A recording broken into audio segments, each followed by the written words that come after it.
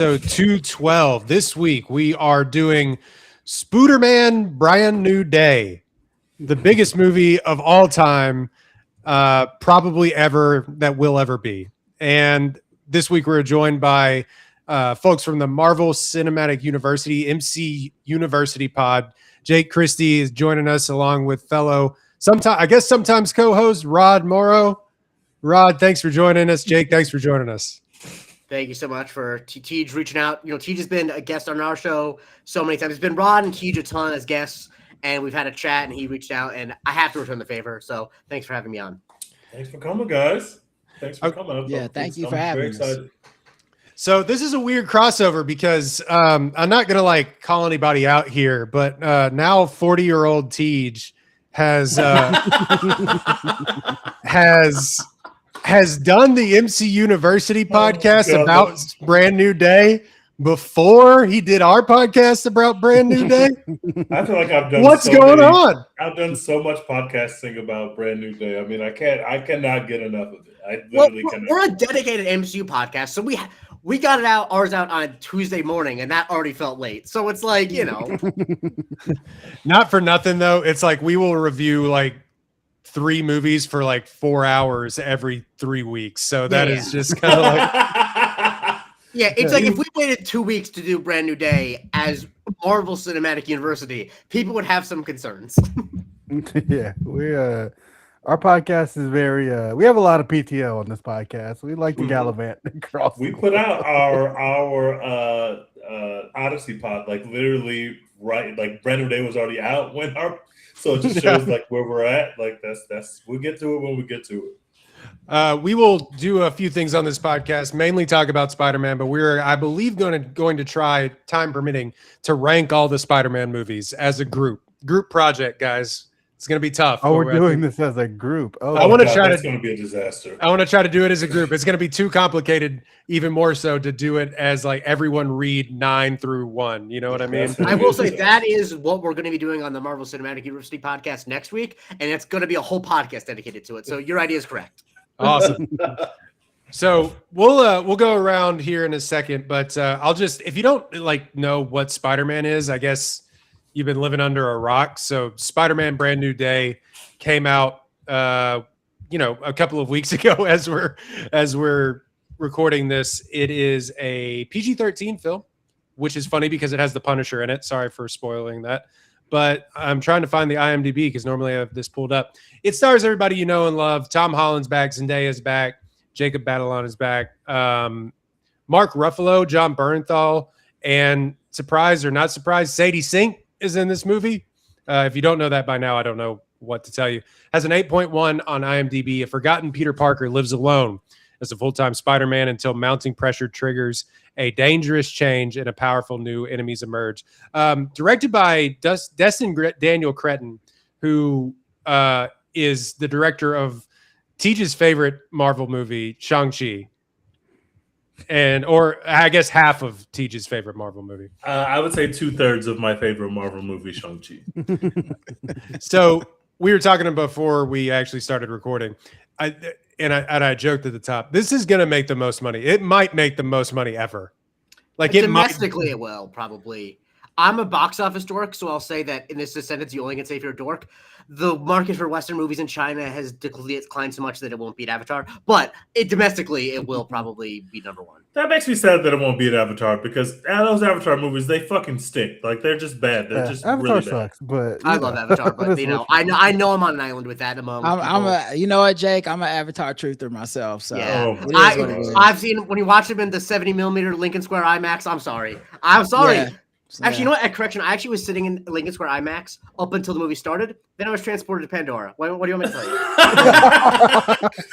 until you coastal elites flexing on us with their 70mm. Until you've sat on the edge of your seat, crying for a sentient whale. You're not really in Pandora with Rod. It's too painful. They don't get it. It's too painful. Yeah, they not real. They not real Navi. They don't get it. How do y'all rank the Pandora? There's 2 of them have come out. Is the second one better than the first one? I think the second one's better than the first one, and then the third one is worse than the first one. I would say 2, 1, 3. Yep, that's it. Oh my god, Yeah. that first movie almost destroyed me in terms of. Go how back and I hate rewatch it. the first So movie. It's much. like watching a Absolutely PS3 cutscene. I have. Yeah, I'm I proud own of that. I own it on Blu-ray and I watch it every year. Oh, What? Oh man. I was holding out hope that we could beat that movie. That would have been great. well, Yeah. the thing is, you are right, Jake. Is that I heard something the other day? Is that Spider-Man, like it? I think the biggest movie domestically is technically the It's Force Awakens. Force Awakens. Thank you. It was Force Awakens, which made 933 million or $1 billion. Yeah. And that film still rocks. million. To this Yeah. day, that shit is a banger. That shit is so much fun. Yeah, it made $933 million, but it has no domestic movie has ever crossed $1 billion domestically. Yes. I So would say that that's really- Spider-Man right now is on pace to just fall short of it. It really depends on how much it keeps going into September. Because September doesn't have any huge blockbusters, I think it'll eventually beat it. But this is the most boring part of this conversation. I know this stuff and I don't find it interesting, so let's talk about something else. We love it. I don't know why. We just like Okay, really so love it. I love, because I mean, it's the big thing that's gonna help is that, like, it's just, especially with like the premium screens other than IMAX, they're like some of them are going for End of Oak Street this week, but like other than that, like it's just gonna have until the mid-September that it's gonna be the only one doing 40x and shit like that. So yeah, Anne Hathaway coming to dethrone her son. hey, Man, Hathaway is busy this year, man. My uh-huh. God. Six Yeah. movies What a this run. year.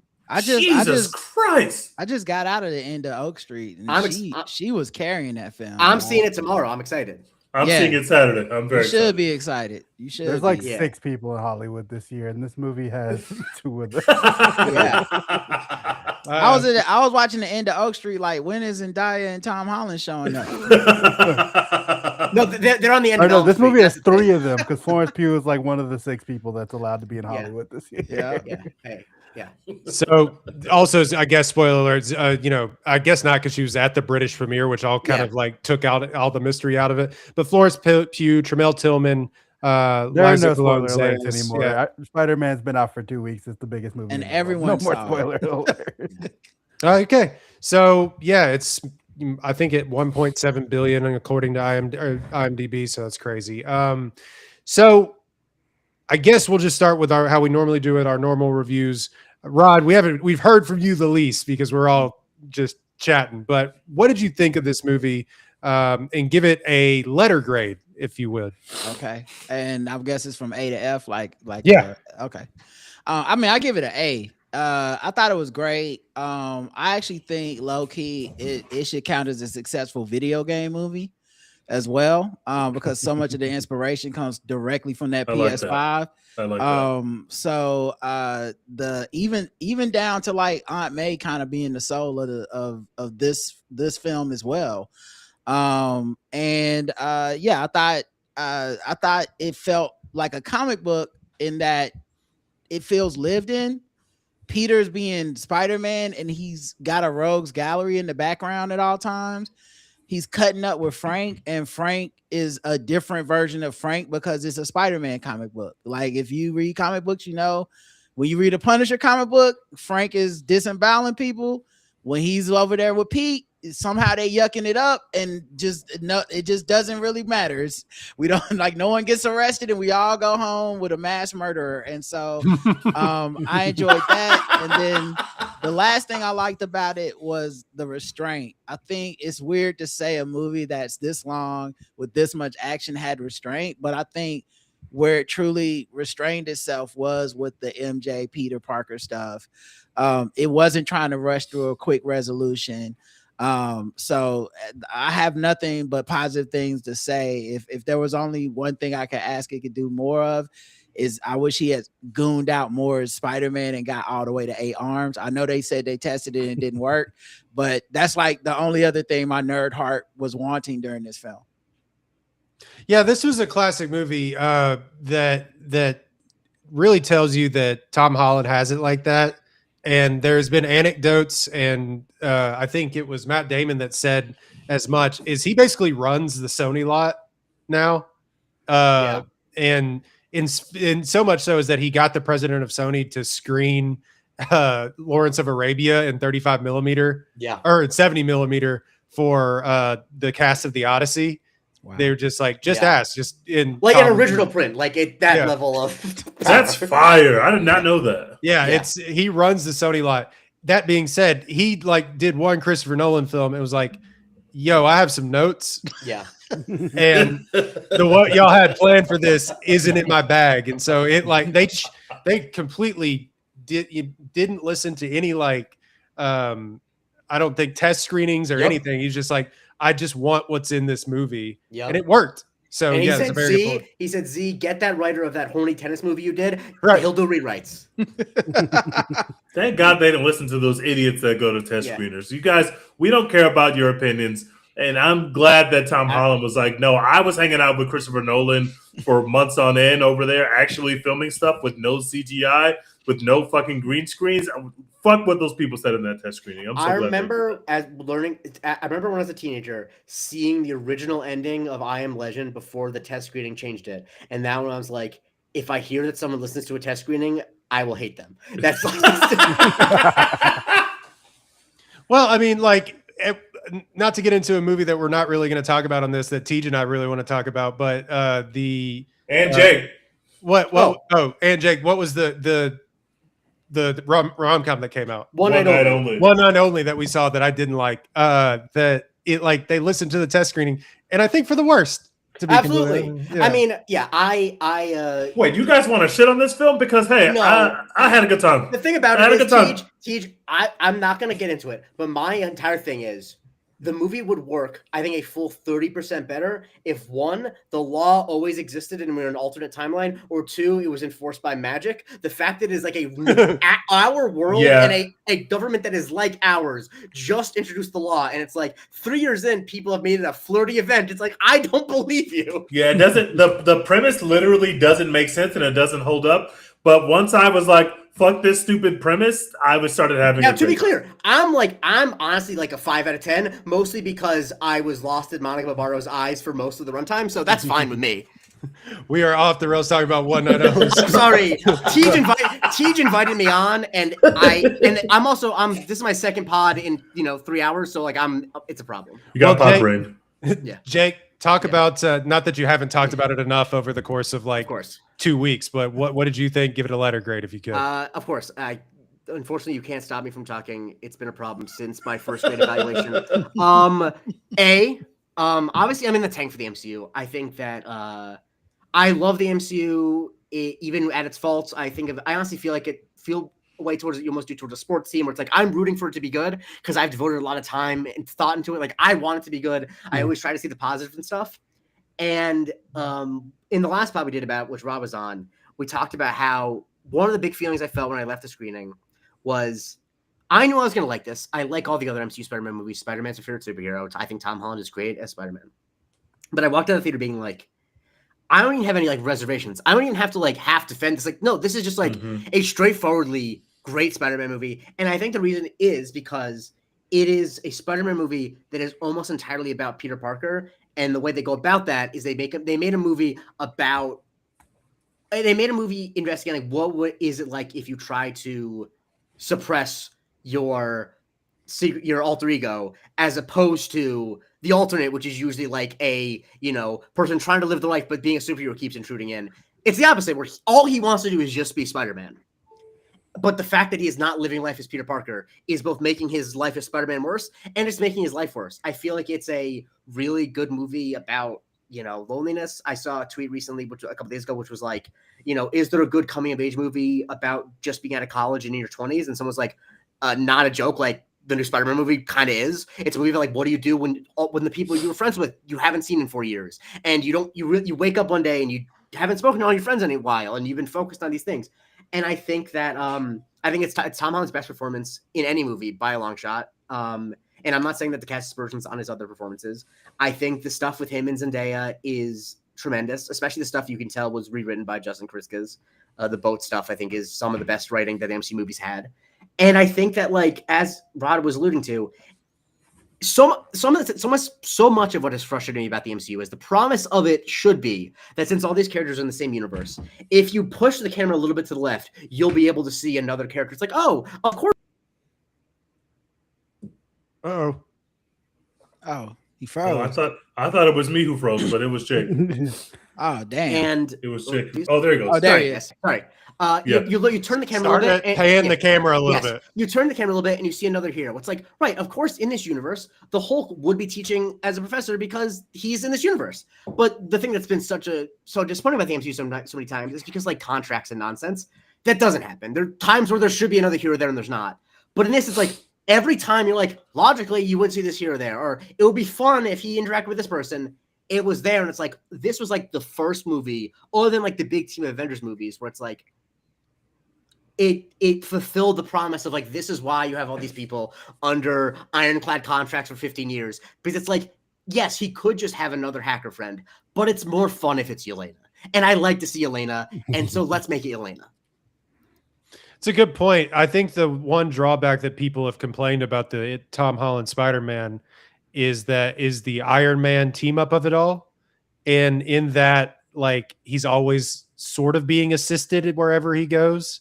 Far From Home, notwithstanding, because I mean, it's like he's almost kind of on his own. But again, like Nick Fury, I guess as a scroll or whatever, is there. But you know, so is Happy Hogan to like help him out and stuff like that. But I guess that's like quote unquote comic. But also, I would say that this movie is the inverse, where I think everyone is like he's the driving force of all the stuff, and everyone else is helping. He's the new Tony Stark. He's the one that people are looking to when they need help and guidance. And to be clear, I think that the complaint's correct. I think that complaint about the previous movies is correct.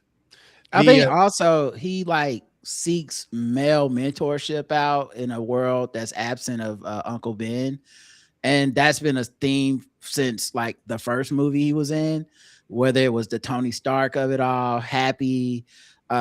And in this film, I didn't feel like he was looking for mentorship. Like even when Mysterio, even Mysterio, exactly. Yeah. So I think in this film, when he goes to like Banner, he's not going for a dad or a surrogate relationship. He's going for like a reason to solve a problem, and then he's out of there. So I think in some ways, this character feels like he matured out of the arc of Daddy. Can you help me? Can I help you, Dad? You know? Yeah. No. TJ, I want to say this point before I forget it. He's Tony Stark so much and so that he made his own Ultron in this. So that's kind of interesting. Dex, you're kind of on the side with Jake, I imagine, where it's like, damn it, let's have fun. And I've been the downer about the MCU over the past, probably, I guess between TJ and I, we both kind of been up and down. But like, you're the damn it, I had fun guy. So I want to know what you think. Yeah. Damn it, I had fun. I love the MCU, kind of like Jake. I never thought about it in that way of like it's like a sports team for me, but it kind of is. Like I go and watch every single MCU movie and I have a good time, and then the ones that are bad, I just don't really think about again. I'm not sitting around like, oh my god, I hated Eternal so much. I'm just like, yeah, whatever, like and then just never think about it again. Or the latest Captain America movie. I'm like, fine, whatever. I'll just never think about that movie again. It's cool. But yeah, this is one of the ones, man. Like this movie fucking rocks. It's incredible. It's my favorite of the Tom Holland movies so far. He just is Spider-Man to me at this point. I tweeted this as soon as I walked out of the theater. Like, shout out to Tobey Maguire for what he did, right? Being the first, being the first Spider-Man, being the first like superhero that a lot of us saw on movie screens, right? Like Spider-Man wasn't the first superhero movie, but it was like the first for a lot of millennials, right? That we got to go see in the theaters. And shout out to him for what he did during that. Obviously, like it's hard to, downplay his legacy. Super important, all of that. Andrew Garfield did the best that he could, what he was given. He's probably the best actor overall amongst the three, but like doesn't really get to show that in his Spider-Man movies. And it's not really his fault, but to me, Tom Holland is just at a different level when it comes to the Spider-Man shit. Like he just is Spider-Man to me. If you say like, oh, Spider-Man's in that movie, I assume you're talking about Tom Holland because that's him. Like he's got that on lock, and I think this movie just even further put that like out of reach for the other two. The way that they isolate him and kind of let him just be on his own, be angsty, be emotional. They're not cutting every single thing with quips, which I feel like is kind of where the MCU lost most of its way, is just trying to undercut every single emotional moment with a quip or a funny line. And Well, they don't that really do just in this happened. movie. Yeah, they showed their restraint, like Rod was talking about. Like they let things be sad and emotional, and they let you have that rooftop scene with Tom Holland and Zendaya, where you're just like, Jesus. oh fuck, that fucking is insane and That sad. ripped my heart out, man. Me It's too. crazy because Yeah. like everyone who's seen a movie is like, it's way too early for this shit. Like Mhm. so like Yeah. it's not gonna happen. You know, it's But not the happening. acting was good enough that I guess they wrote this much earlier and they resolved it for no, like, Mhm. I guess they got it, like, and then bam, rip your heart out. Like, Rip your heart damn, out, that was isn't it? good. And I love that they Then later. both admonish Peter Parker and the audience for being like, you really thought that would work. Yeah, you like, thought- come you on, thought dummy. a kiss was gonna break the spell. Like, come on, it's not enchanted. What are Right, you doing? Y'all want to see Zendaya and Tom watch a red carpet. It's not finna happen. not today, player. Later, she hit him with the "I don't even know you," and it was like, Right. like, It's true though. I love that they didn't shy around that. I mean, I'll be honest, some of the takes about that are like, this is why you're single. You're like, I would have brought her back after that. It's like, yeah, but she's a stranger to you. But no, I love that it's like it gets at that male entitlement, you know, because like a lot of movie has been written around this idea of like guy likes girl, guy's not a bad guy, girl has to like guy back. Like that's just the rules. Like, and so he's following the rules, saving her. She finds out this dude been a hero and her man.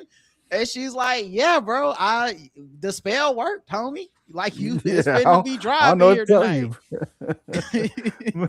But yeah, I love that they let it be that emotional and they let it have those kind of stakes and stuff like that. And it wasn't full of like Thor: Love and Thunder, right? Like it's a very emotional story at its core, but they are doing fucking screaming goat jokes the entire time that like undercut it.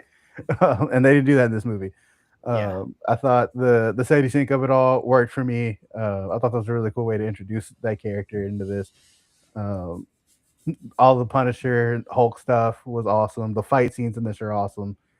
That like fucking prison fight that he has with the hand is awesome. It looks awesome in the trailer. So fucking fire. Then you see it in the movie, and it's like set up in a way you weren't really expecting, and then it's like how the fuck awesome.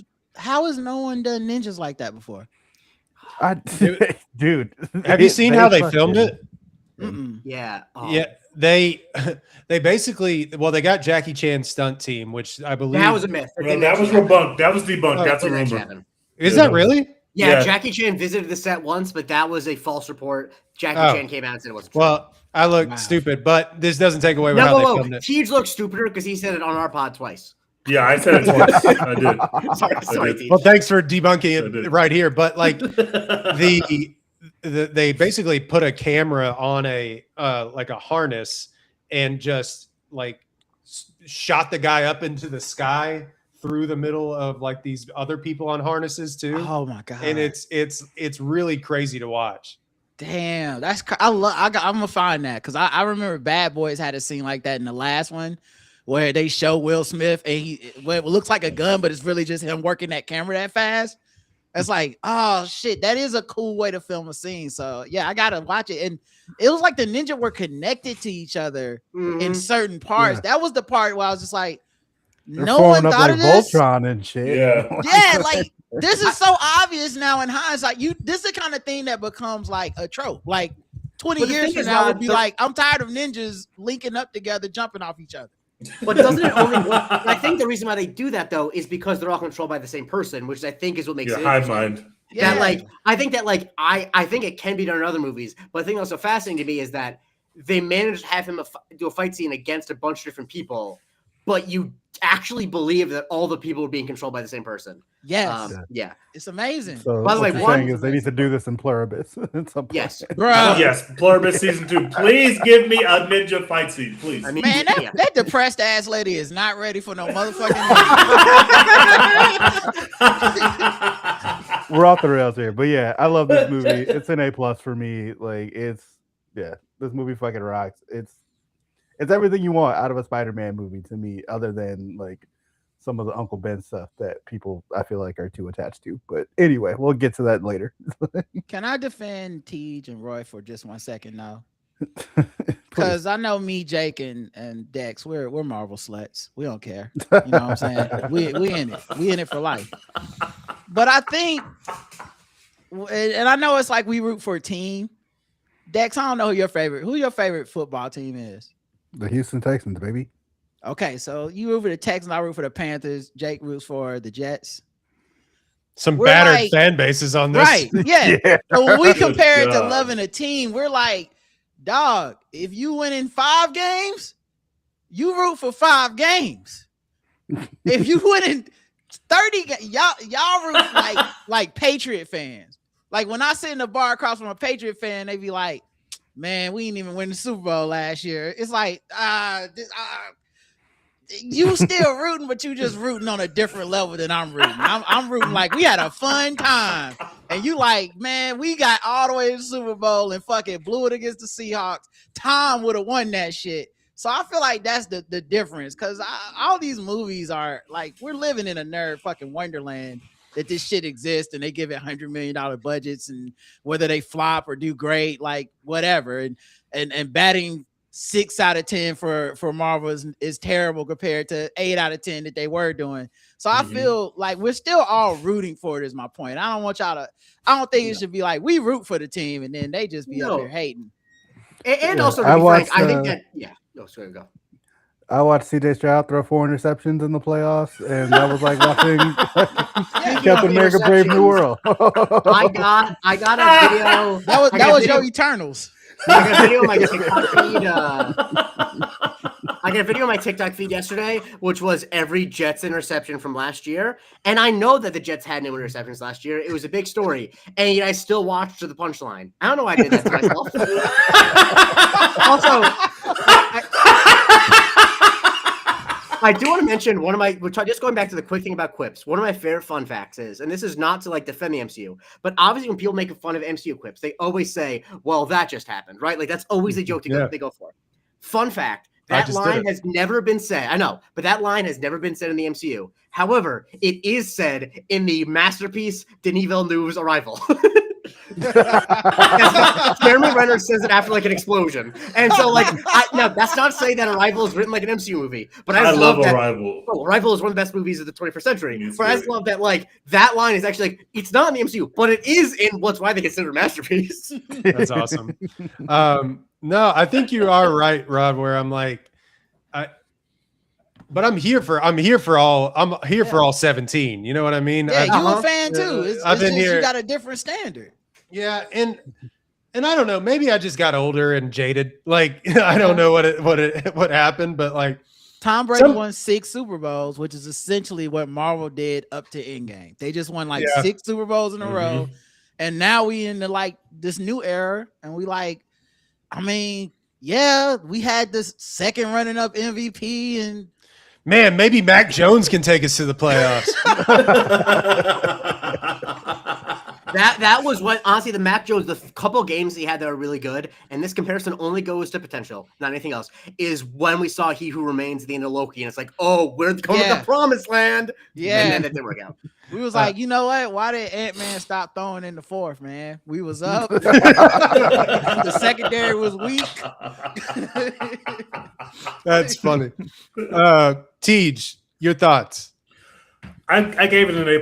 I just thought it was phenomenal. If we had told everyone before we saw the movie, there's going to be a plot point in this movie that literally like directly sets up the X-Men, people would be half happy and a lot of people would be pissed. They'd be like, no, don't use my Spider-Man movie to set up an X-Men movie.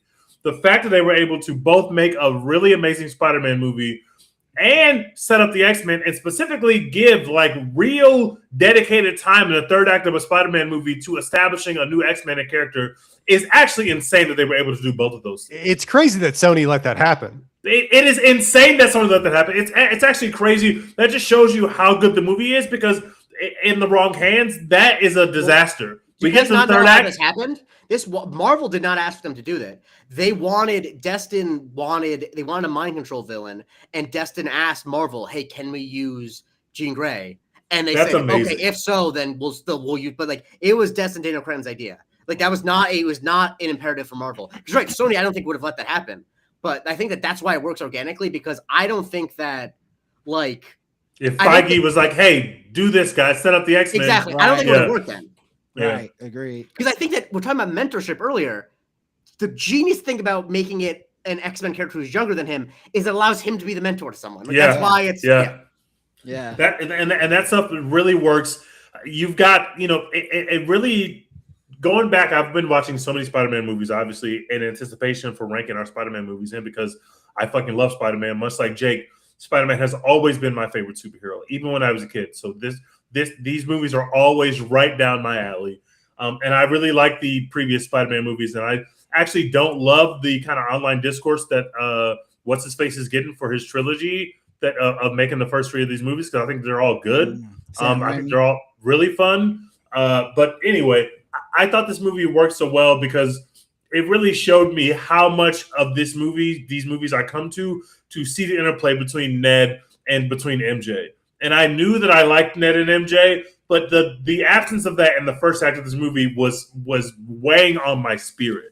It's like, damn, my guy is really alone out here. His only interactions are with the Punisher, who is literally a sociopath, no disrespect to the Punisher, and with the chef from The Bear, who literally doesn't know anything about him. He doesn't know anything about the chef from The Bear. She's just a cop that calls, and even she from afar is like, bro, like, are you okay? Like, your life is not great right now. Like, shit is going bad. What's going on? Like, do you have a girlfriend? Are you fapping? Are you on Pornhub? Like, what is going on with your life right now, bro? This man, Tom. Did you get a teen-specific version of that movie? Look, all web shooting is based on sex. I don't know if you know. That's the That's thing. true. Especially organic. Yeah, he Especially definitely. organic. I would have thought that in 2026 they'd be like, we're not going to do web shooting as ejaculating as a metaphor again, but they did. No, we did it. Yeah, 24 years later they did it again. He was pent up. My man was pent up, bro. He needed that human interaction. That's shit to get off his chest, you know?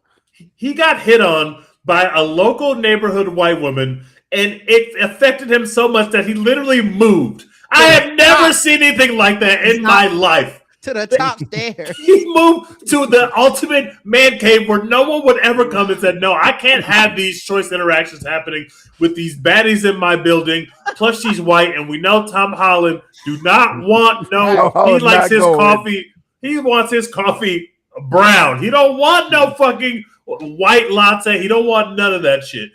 And so just feeling how alone that he was, the fact that they do such a good job of showing us how it's affecting him without him even realizing how much it's affecting him literally set me up for, like, Ron is right. I knew in one half of my brain was screaming, it's too early to resolve the MJ thing. And the other half of my brain was screaming, oh my God, let it happen. I love this for my guy. I want this to happen. And because they do that so effectively, it is still a kick in the balls, even though we've only been sitting in this theater for 45 minutes. There's no way we're resolving that yet. And it's still kicking the balls when it's not. Hell, I thought they were going to kill her. Yeah, like and on top of that, in that same scene, we're doing the drop MJ thing, which had been done before, which was literally done in the last Spider-Man movie, by the way, with this same character, by the way. Yeah. And it still works. Like, it just goes to show you some of the things that me especially, that we complain about in the MCU, when done effectively, when done with thought and with care, sign me up for that shit. Run the same damn plays because they're going to work. This movie's phenomenal. The action sequences are great. I definitely agree, especially in the tank scene. I'm like, oh, so this is Spider-Man video game. This is clearly, we just said, let's just make this whole scene a Spider-Man video game. And who doesn't want to see a live action version of the Spider-Man video game? Those games fucking rock. Sign me up for that. If kids are watching this Spider-Man movie, there are 7-year-olds, 8-year-olds around the country that went home and said, Mommy, Daddy, I love the Punisher. They went to Disney Plus. They tried to click on the Punisher 1 hour special, and that shit locked them out because kids can't watch that. Right. It's the same character, but now he's in a Spider-Man movie, and it just works so perfectly. I just feel like they made so many decisions that really worked. I didn't even know that I wanted to see the Hulk get big again until the Hulk got big again. And I was like, oh shit, we haven't seen this in a long time. And the last time we saw this, Hulk got packed the fuck up by Thanos. And that really hurt my heart that Thanos did my guy like that. And so it was nice to see the return of the big Hulk, even though I'm not a Smart Hulk hater like some people. I actually like Smart Hulk. I appreciate Smart Hulk. Seeing the real Hulk come on screen, which I did not know, which obviously I knew was going to happen because it was in the teasers. Even though I wasn't watching the last couple of trailers, obviously I saw the discourse. When it happened, I felt myself sit up in my seat. Like, holy shit. Not only do we have the big Hulk back, this nigga's in an office building. This can only go bad. It can't go good. He's enclosed. As I said to you, I was watching at the Lincoln Square AMC. I was like 2 blocks away from where that building was. I'm like, also, like that's another like nod to Marvel's restraint, because having the Hulk in other stuff not be that Hulk for so long, you almost kind of forgot, like, oh no, that's a problem. Like this guy's a real fucking walking disaster at all times. Like we got so used to spectacle, like cooking in the kitchen ass Hulk, and then he just turned to he pulled up as a regular Hulk, and it was like without heart problems like the Red Hulk and shit. You was like, yeah, man, without heart problems. Can't Get this believe they dude made the the fuck heart- out of Hulk here. have Get heart that collar problems. back on him and put him in a cell. He when he got big, it was like an eldritch horror. He was just like terrifying, you know, like a Lovecraftian nightmare. You're just like, whoa, like You're seeing it's Punisher crazy. use a gun on that guy, and you're like, Punisher, I love you. Get the fuck out of the building. You That need gun more ain't than gonna do shit. You don't have the facilities for that big man. It's honestly some of the best acting of John Berthol's career is him Bro. realizing, like, oh, I should not have come on. You don't have a gun big enough to deal with that problem, brother. Like that, it just all across. Like I love Tremel Tillman. He's one of my favorite actors. I love Severance. I even love the work that he's doing in Mission Impossible, which is not a great movie, but like I like the work that he's doing His in it. bit of "You must be out of your mind" is one of the best line deliveries of the last 10 years. He has nothing to do in this movie. Like I appreciated him being here, and I know that he's going to have stuff to do in the X-Men universe. He's got like nothing to do, but even him just standing in to be our quote unquote villain, because we all know that our villain is Jean Grey.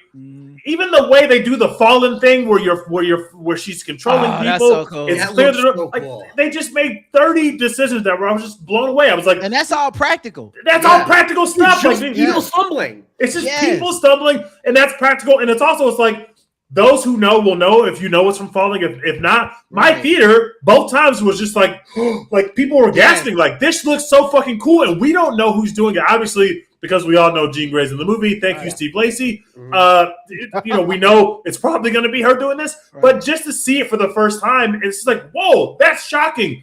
It's just this. And what a choice for a director to make, to put the hands of the villain's portrayal in the hands of so many just extra level actors. Like, yes, to just random trust that, people. you guys are gonna be able to communicate Sadie Sink's emotions and performance in a way that is compelling and mystifying and overwhelming, right? Like from Peter's perspective, the whole movie you're thinking, you can't fucking web whatever this is. You can't knock this out.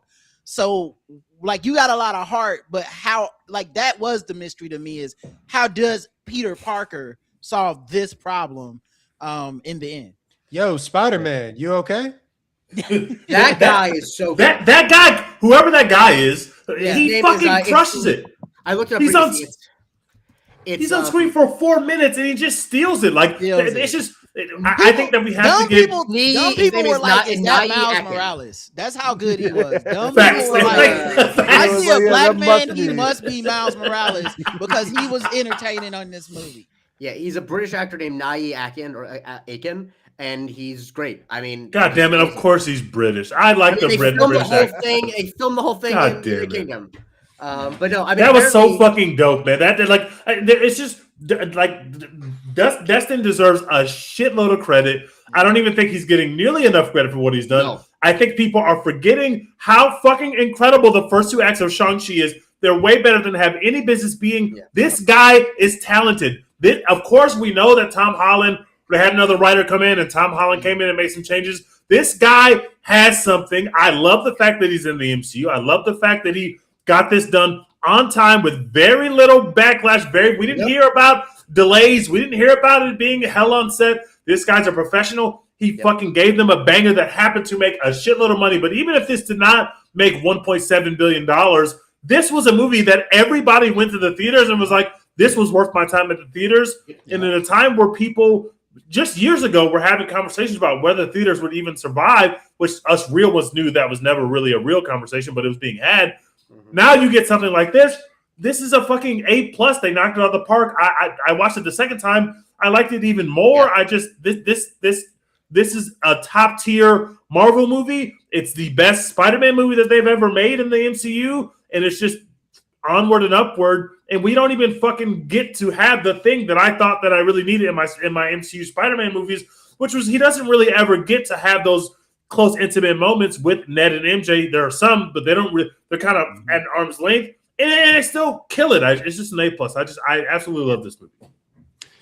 Yeah, I'm at an A right now. I got to watch it again too because like there's just it's not like the most interior movie that you have to be like really paying attention. But there is stuff that I feel like I missed because there was a lot still going on in the wider, because it's a huge big MCU movie. It's like I want to like I really related to those intimate moments.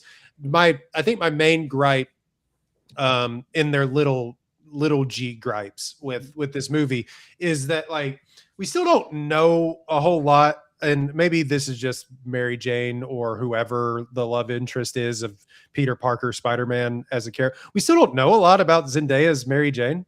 Like, or not even Mary Jones. Well, for one, MJ. she's MJ, Michelle Jones Watson, Michelle Jones, but she doesn't go by Watson. Yeah. So we still don't know a lot about her. And to me, it kind of felt like in this movie, and it's not her fault, but it was like Zendaya's booked and busy. She's like kind of not in the movie that much. And I get it. It's a big Spider-Man solo movie, and y'all have done a good job of spelling out like why that was important for this character, and I think it went a long way to doing that. I would have loved just more stuff between them, honestly. Like for sure. Like I would have liked, this is me nitpicking again, but like more of a resolution, because it's like, yes, we know that Tom Holland's going to get $20 billion to come back to this 3 more times before he passes it off to Miles Morales. But like,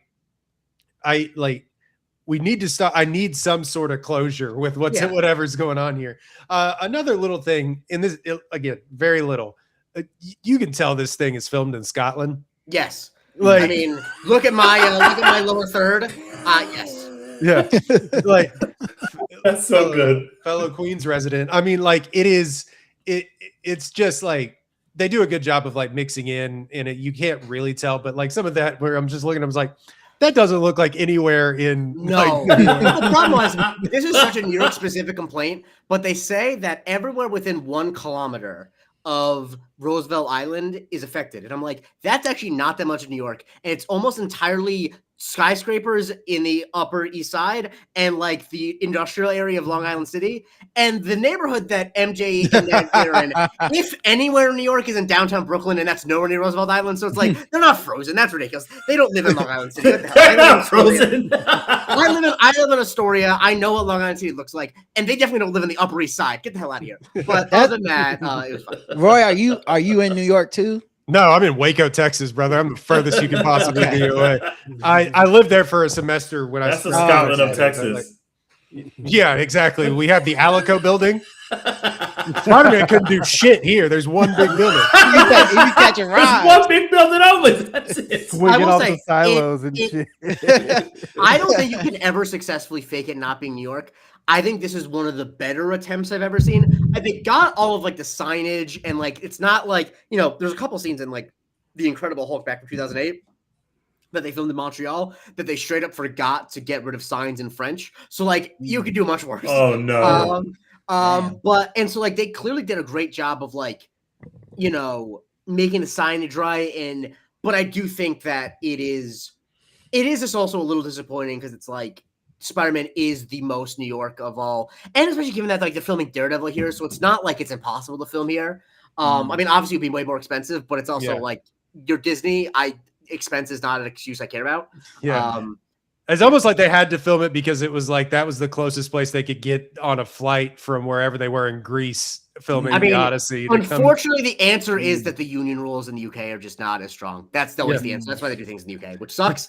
And that's the answer always. They could. I think it's interesting because like so many people like visit New York, but they not from New York or stay there for an extensive amount of time. So I feel like it's enough. It's New York enough. Like most people won't notice. And like, I was up there for a couple years, and every once in a while I'll see something where I'm like, oh yeah, it's not really like that. But like for the most part, you know, they're zooming around doing shit that you wouldn't notice. But yeah, I feel you. Yeah, but I do love that they film stuff outside though. That's the thing. The most refreshing thing about this movie, unlike No Way Home, which obviously was different because of COVID or whatever, that like I would rather them film on streets that don't fully look like New York, that are actually streets, than film on green screen. On that green screen. Because I'm tired of the secrecy. And I remember I talked about it, and Tej, you were there for these conversations. I think Rod too. How the MTV's been so scared of secrets getting leaked with like set photos. And then you saw how much organic buzz was built just from people in skyscrapers in Cleveland taking photos of Superman. And it's like, that's buzz a year out for the movie. And you know what happened with this movie? Those photos and videos of Tom Holland like hugging Scottish kids who came to set. That's free buzz for the movie. Dude, that one of him standing on the car in the crowd in the background looks like an album cover. Like that he's was just crazy. Like coolest shit ever. Yeah. No, I mean, he looked like a real superhero. I wanted to make that point after like mainlining like straight into the main vein with half of these Spider-Man movies over the course of 2 weeks, and watching No Way Home, which is a good movie that I defend, and the people on Twitter that are getting like that want to shit on that movie now go somewhere with that. I don't think it's a fun movie, but like it's not in a real place. It's very much in the fakest place of all time. This movie is tangible. You can feel it when you watch it in the theaters. Can a quick anecdote? I mean, I've been doing this all the time. A good friend of mine from college auditioned to play Flash Thompson because I went to NYU, so I know a lot of actors. And he auditioned to play Flash Thompson, and I always bring up to him, do you realize that if you got that role, your face looking at a phone would be this universal sign of bad green screens? and then he'd be in prime time. Exactly. Yeah, exactly. People are getting mad, like being like, "Oh, his career's fallen." It's like, do you not know this is pretend? Like this is their acting. It's an acting job. So yeah, no, I mean, I think all the stuff with Frank Castle is perfect, regardless of they do the web on the mouth when he's trying to drop the F-bomb and like all that stuff. It works. It's a movie for kids. They get away with doing as much as they can. I think when he's trying to, it was like, what are you going to do? Tickle him to death? And he's like, oh shit. That's really funny. My favorite line he says is, enough of that soft serve bullshit. Like that PG-13 aside, that's a Frank Castleism. Like that. And like the web over the mouth covering the cuss word is like the perfect, that is like a Marvel comic book level of, hey, we put the rated R guy in the PG guy's book, and we're fucking with you. Like that Deadpool, like I was they obviously it's too late to do this, but I always had a vision that they should have done Deadpool with like beeps and shit. Like the way that didn't they try that with the PG-13 version of one of those movies? But since it was originally filmed the other way, they tape his mouth shut. Yeah, they tried it they did a version of like Deadpool 2. Right. That was only certain areas. I remember that. It was called Once Upon a Deadpool. Yeah. And it wasn't recorded and written with the idea of what I'm saying. I wanted fourth wall breaking, like Deadpool's trying to do fucked up shit and Marvel. That's actually funny. Censoring them. And like that's like a fun and like it's funny in a way that you could still make it PG-13 or whatever. And so anyway, I saw that to say like this felt like reading the Spider-Man book that had Punisher in it. And it was like I was looking forward to and hoping we would get the corny what the and then slap, well, get out of here, Frank, or whatever, and be like, oh God, that is what they would do, rather than be like, this guy's a psycho fucking murderer, and Peter should want him off the streets more than anyone else he's fought so far. He did try to murder this teenage girl in cold blood, but then again, that teenage girl murdered people. I don't care what the people who made this film say. She murdered people in this film. I don't care what anyone says. Yeah, I don't care what every director should do that. By the way, I think that's a cheat code, and I hope people pay attention. You should make a character murderous as fuck, but then in the exit interviews, be like, no, everyone made it. Everyone's fine. All leg wounds. like when Zack Snyder had Batman shooting guns and shit, he's like, nah, they was probably rubber bullets or something. The thing Zack Snyder he tried to be like, he didn't really kill him. He blew up the car, and the car explosion killed them, but not Batman. Well, no, Zack Snyder was like, he did kill him, and that's why this is. He killed him because life is hard. This is not your mother's Batman. He kills. Comic books are gay. And Comic books are gay. Hero worship is stupid. Am I in charge of a studio making superhero movies? Who cares? What if Superman didn't want to save nobody? You ever thought about that? I love that they made we've seen in the MCU here, villains have committed fucking universe altering tragedies and shit, absolute atrocities. But her, it's like, you made the Hulk angry again and you broke Peter Parker's heart, and so you're the worst person of all time. Actually, I want you to She threw an old man into traffic like a Care Bear, and that's bad. And also, I've forgiven. I think about the fact that I'm fully on Loki's side after 2 seasons of television, and he quite literally tried to destroy the city I live in. I'm just not. I'm pretty easy to forgive. These are superhero stories. We've seen too much. There was a whole show they of redeemed, Wanda making they redeemed slaves the racist out of an Captain entire America. town. Yeah, exactly, Rod. They redeemed racist Captain America. I mean, they racist Captain America was like, hey man, his family don't fuck with him no more. I was like, damn, for real? Damn, for real? He's alone now? No, his black family left. That's fucked up. You broke Peter Parker's heart. And you make him sound a little bit vulnerable talking about his shield and his hat, and you're like, you know what? Kurt Russell's son, you are charming. I like you. Yeah, you are trying to do the right thing, man. That's what the power of the MCU can do. So I did hear that complaint is like, well, how am I gonna root for her? And I was like, you'll find a way, man. I've rooted for Magneto. I'll get over it. I've got it over.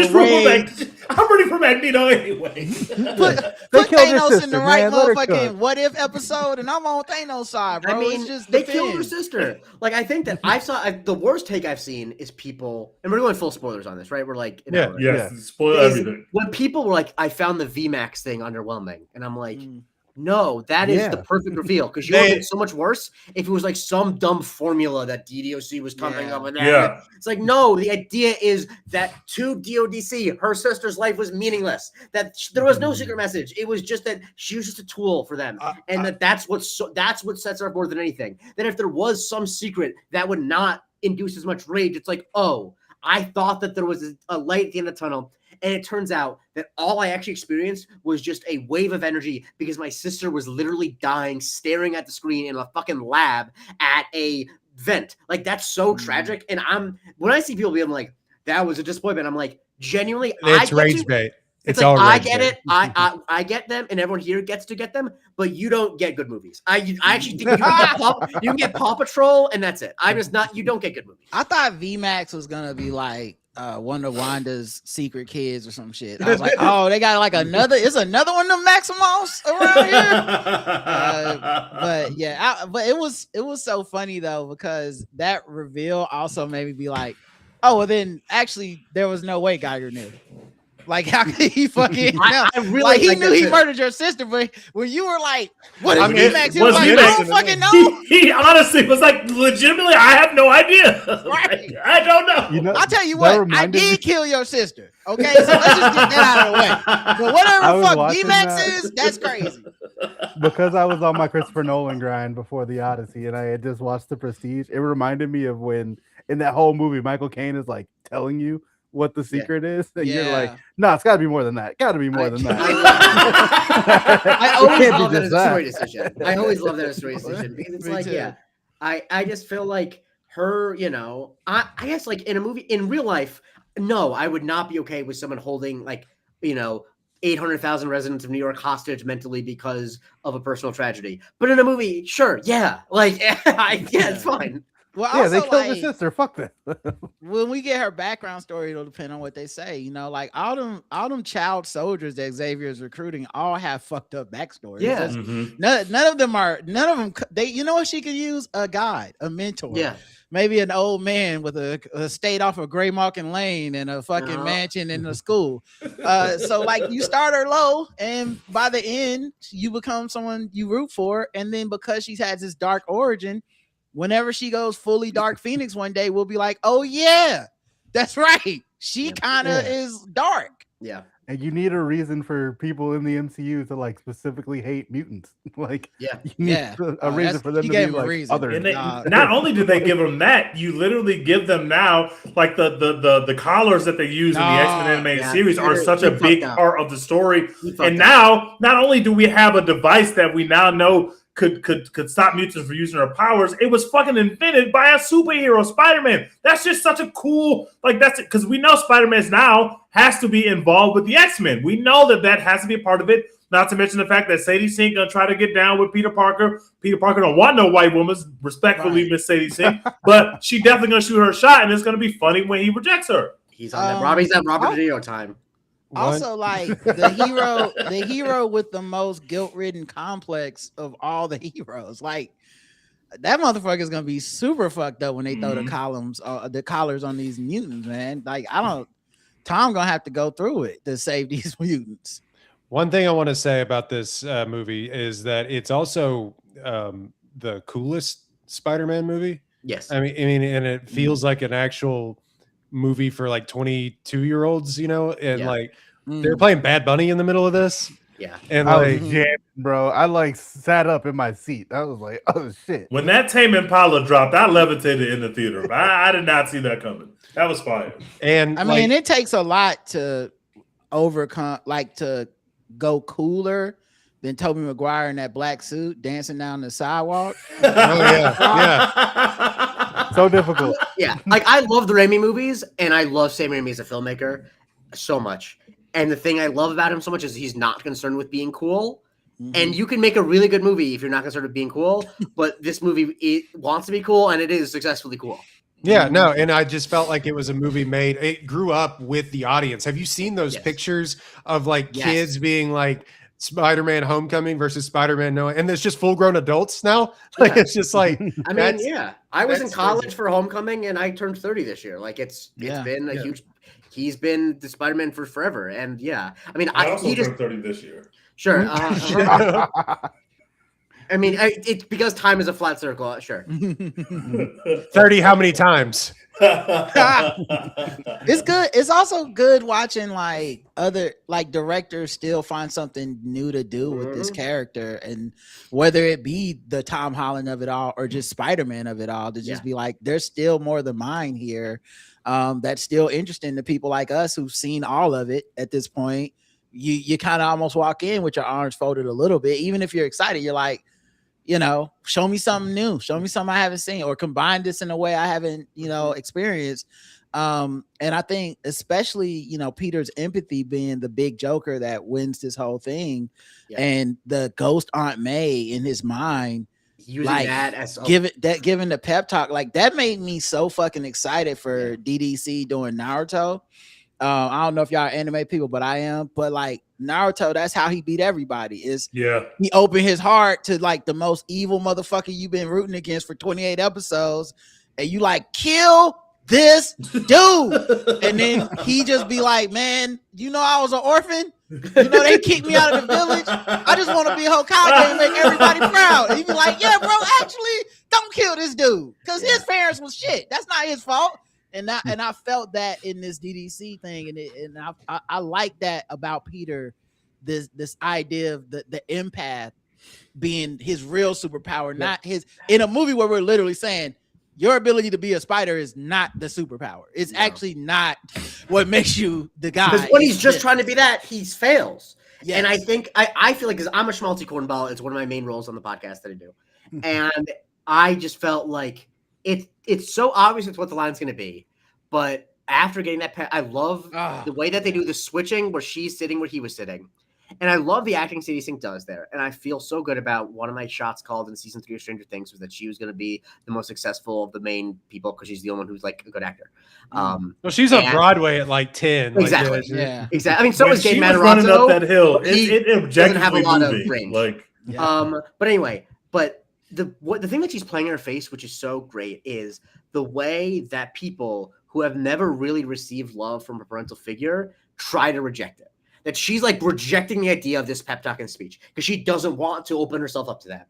And when, she's told that she can't do it alone, she says like, but I don't have anyone. And that Spider-Man's going to say, you have me. And I'm like, my eyes are getting hot. I know he's going to say it. And sure enough, and it's because like, that is the thing. I think is what the title of the movie walks is that the movie is extremely cool and Peter Parker can never be a cool character. Like one of the things that Spider-Man 3 gets correct is that Peter Parker trying to be cool falls flat because he's not a cool character. And so it's not a cool thing to say, but you have me, but like that is what he means. And like that's, I don't know. I'm as the world gets worse, I'm more and more looking for stories about how we can come together and friendship conquers all. It's why I'm the #1 Thunderbolts fan in most rooms I'm in. We love it on this podcast. Yeah, I love that movie so much. It's why the X-Men's going to cook. The fact that Thunderbolts did not make a ton of money and they still made Jake Schreier the director of X-Men is how I know that Kevin Feige still has his pulse on, has some ball knowledge.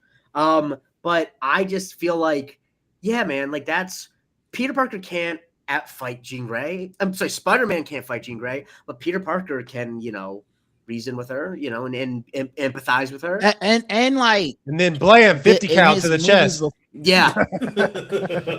his movies before this, it was, like he could try to reach out to these people, but they're older villains and shit. Yes. So like Mysterio, opening your heart 3 times, it don't mean shit to him. No. You're not getting the Green Goblin to do that. You're not getting Vulture to do that. No, he's still mad about but they tried to get Green Goblin to do that, and she died for it, literally. Yeah. Exactly. This is our hero being like, no, my instincts to open myself up are right. That is ultimately, I'm never gonna give up on somebody if I don't have to. And so it felt dope that he was still on that shit, and someone finally accepted it.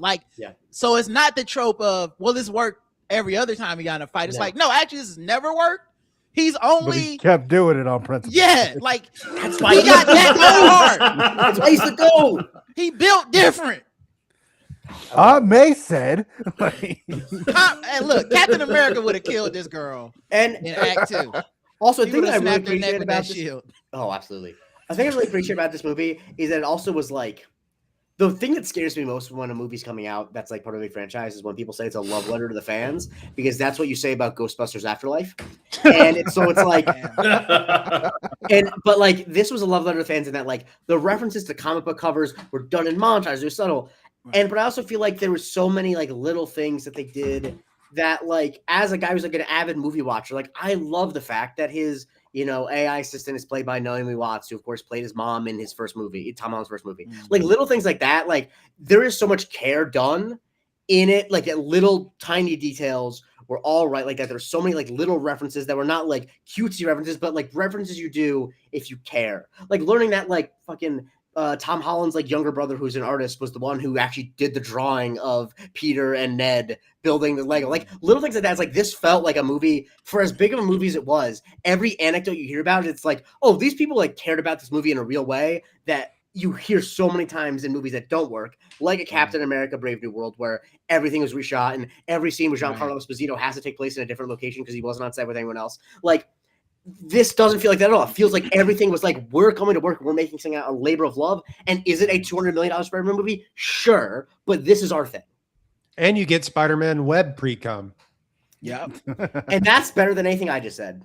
and I love that you get the obvious stuff it's easy to see like, oh, this is the Matrix when you see Sadie Sink's character is like in that like white room and you're like facing that way. When like the same thing when Morpheus is tied down in the first Matrix movie and the helicopter's got to come by. It looks just like that, and it's like that's fucking cool. The Matrix is the coolest movie to ever exist. Yeah. Do a Matrix homage, like that's just fucking cool. Never a bad idea. Yeah, never a bad idea. Just don't fuck it up. Like that. Just do it. Jake, you made a good point, but Tom Holland's going to stay getting his brothers employed. Absolutely. I'll say this. I'm a big brothers guy. I have 2 brothers I'm very close with. Every time someone's like, oh, I can't believe it's like, if I had the opportunity to get my brothers employed and hang out with me all day, I wouldn't waste a second. Same. I don't give a shit. Look, I've always said Tom Holland is the Giannis of Marvel. Absolutely. And I don't blame him. Also, if he's getting his brother in the art department, that's better than him like being like the 3rd lead. Like, it could be worse. Yeah, much better. So we talked about this movie, and of course, you can always find it on MC University. I think I looked back on y'all's feed. Y'all did like 2 or 3 episodes on this. We've done 2 episodes, and we're gonna do another one next week. Yeah. And the thing is, we also just do bullshit. I mean, every bullshit interjection I've done, that's what the pod a lot of time is. They're about to watch the Green Lantern movie. No, our Patreon, for our Patreon, in anticipation of Lanterns, we rewatched Green Lantern 2011. Is it as bad as you remembered? The thing about it is I actually didn't watch it when it came out because it had bad reviews. The thing about it is it actually is not that fun of a movie to talk about because the problem with it is bad in the ways that superhero movies were bad in 2005. The problem is it came out in 2011. That's the thing about it. It's bad like a 2005 superhero movie is, but it came out 6 years too late. It came out after The Dark Knight. Everybody's like, what is this shit? Yeah, what the fuck is this campy ass bullshit? It came out after Captain America. It came after Thor. So it's like it's so out of time. Yeah. And it just like Ryan Reynolds is so miscast. Blake Lively is so miscast. Isn't it how they met? They met on that set, right? No, I've been asking people this. So in the beginning of Green Lantern, we're set up with 3 characters of kids. They're all the same age. Ryan Reynolds, Blake Lively, and Peter Sarsgaard. Peter Sarsgaard and Blake Lively are 16 and a half years apart. Blake Lively plays like the co-CEO and fighter pilot of the company, and she was 23 and a half when they filmed the movie. Yeah. That's insane. I will say, I know we could go down a way longer rabbit hole, but like, what do we do with Tom, and where do we go from here? We put some fucking respect on his name. I don't understand why people think he's a bad actor. What the fuck do you mean? What are you we gotta kill him. He's trying to say we have to murder Tom Holland, I believe. Let the man finish. What the fuck just happened? Roy did say it like we were all conspiring to murder this man, right? No. Like, what do we do with him? What do we? How do we get rid of him? No, he's tied up in the basement. What do we do? What are we gonna do about our mutual? Meaning this arc of Tom Holland, because he doesn't want to. He quite literally does not want to do this forever. And in fact, I think this last one took so much out of him, being like 30 years old, which is funny because Tobey Maguire was 27 when they made the first movie. Yeah. But he doesn't want to do this forever, which is thus the problem inherent with kind of these superhero movies, especially one as physical as Spider-Man is. And he's in great shape in this movie. I saw Kirk Cousins playing preseason football today. He needs to give us 2 more films. I don't want to hear it, bros. Well, he's going to give us at least 2. Well, that's what I'm asking. It's like, okay, so does he finish out whatever this Brand New Day arc is, plus whatever they're going to throw him in the X-Men or whatever. Let DDC finish his trilogy, and I think that DDC should make it so that in movie 2 he gets Ned back, but he still doesn't get MJ back, and then in movie 3 he gets MJ back. That's how we do. And then I mean, clearly, there's also clearly some like I don't know if it's in writing, but some type of agreement that they're not even allowed to like touch Miles Morales in development until the Spider-Verse movies are done. Until the GOAT Spider-Man movies are done. So they're not going to get to that until the 3rd movie of this trilogy. Right. And then I think he can hand it off. But I also really think that so much of this is dependent on how his career outside of Spider-Man has gone. Because as much as I love Tom Holland as Spider-Man, up until the Odyssey, everything he's done, I mean, Uncharted made some money, but nothing he's done outside of Spider-Man has really been successful creatively. Right. And in Uncharted, he's basically playing Spider-Man. Like it's not a far stone's throw from what he's already doing. So, like, I think that for him, because he seems like a genuinely good guy, and I really like what he is as Spider-Man, I think that what the performance he's giving in the Odyssey is exactly what the movie is asking for. He's not supposed to be taken seriously. Oh, crazy. And so I think that I want him to do well. And so like if he does much better, if he has a super successful career outside of Spider-Man, then I can imagine him just like being done after this trilogy and doing nothing. If that doesn't happen, then I think he probably still passes the torch in the third movie, and then it's probably just like around in the MCU. But like this is all like, if Chris Evans' post Endgame career went a little bit differently, I don't think he'd be back for Doomsday. So like, I agree. it's all so contingent. But all those actors are kind of like that. Like, Yeah, MCU be floating people. Like it's you're able to kind of get over. You get your money. You get the The only one that ratings. seems to not care about it is Chris Hemsworth, where he's like, I will do all of it. yeah. I mean, Be smart. yeah, and What like else is he gonna go do? I think the longer it goes, the more you get asked about it, the longer the project is, the more work it becomes. And like it's human to kind of be like, I don't know, like especially with all the like Hollywood peer pressure to kind of be like, no, I'm better than this. I can. Yeah. But like you see what happens when Chris Evans or Dave Bautista gets outside the MCU. They're kind of still doing those roles. That like, you know, that like it's not like they're doing this elevated Shakespearean shit all the time. And no one's watching as much. So it's like, yeah, you went and did Red One. You could be Captain America again, dude. Like you're not better than this. Go ahead and lace him back up. You did the great, man. You might as well come on back over here with us. Hop back over here real quick. Like Two movies I And then fucking on the saw. opposite end of the spectrum, it's like Robert Downey Jr. like- went and won his Oscar and was like, okay, that was cool. I got it. Now I'm done. Like, I'm gonna go back to the I think, But I think that pissed people off. Yes, I it think did. the X-Men. I think the X-Men. First of all, Robert Downey Jr. when he was winning his Oscar was praising the MCU. Yes, So he was was probably- telling everyone, don't make this about me. I really appreciated that. Yeah, I love that he did that. Secondly, you see this new X-Men shit. Everybody want to be the X-Men. Yeah. Like now you got up and coming stars being on Twitter like so-and-so wants to be Storm and so-and-so wants to be Cyclops. I'm like, okay, so MCU's coming back around to like career maker in a world where like Hollywood's cutting corners everywhere. Now people are like, here's some safe money. And I think Indy when that Navarrette's out happens- here begging to be in the. Literally Bruh. begging to be Mystique. and when this And and I when would that have folded happens, I immediately feel like in that meeting. I would have been like, yes, folded. Yeah. We're like, guys, we can wrap up these wrap up yeah. all these auditions. No, Everyone you're can go home. like Indy, we would love you. We just gotta have a couple more meetings to have. No. But yeah, like seeing We were having a good seeing, like, time. seeing that come around is powerful, man. Because like RDJ being back, everybody was clowning like this means they've lost it, and instead it's like no, this means that people want to do this. They don't have to do it, and Tom Holland wanting to do this, not having to do it, does matter. Agreed. And Florence I think Pugh the as well. only- Florence Pugh doesn't have to do this. Exactly. She's She got loves it. plenty going on. She fucking likes it. She enjoys Yes. doing this. And the only thing She'll about work. the only thing about Tom Holland that to me makes it feel like he's like, oh yeah, we got to wrap it up is less about like because I'm better than this. It's more like to do this character justice Yes. because he wants to make all the movies be good. Yeah. He's not just showing up and putting on the tights and going, I'm a trusted director. He's like, no, Sony, we're not putting out a shit movie. We're not So I fighting think Noel. that part of the fight is taking like that part of the fight takes a toll too, Yeah. which is why I think he looks at it even like there's an end date on this shit because I can't be No. fighting Sony and fighting to do a good performance and every staying in fucking shape time. because he wants to do all the stunts. I mean, I think the turning point will be because his next movie, I don't know. I mean, obviously you guys the one take Bod or where Yeah. I assume that his next movie he's going to do is a Fred Astaire Fred biopic Astaire. directed by Paul Been King, waiting who on did the this. Paddington movies and Wonka. That's right? not going to be an easy thing to do either. I agree. Mhm. And so the thing is, there is a possibility that movie does not work at all.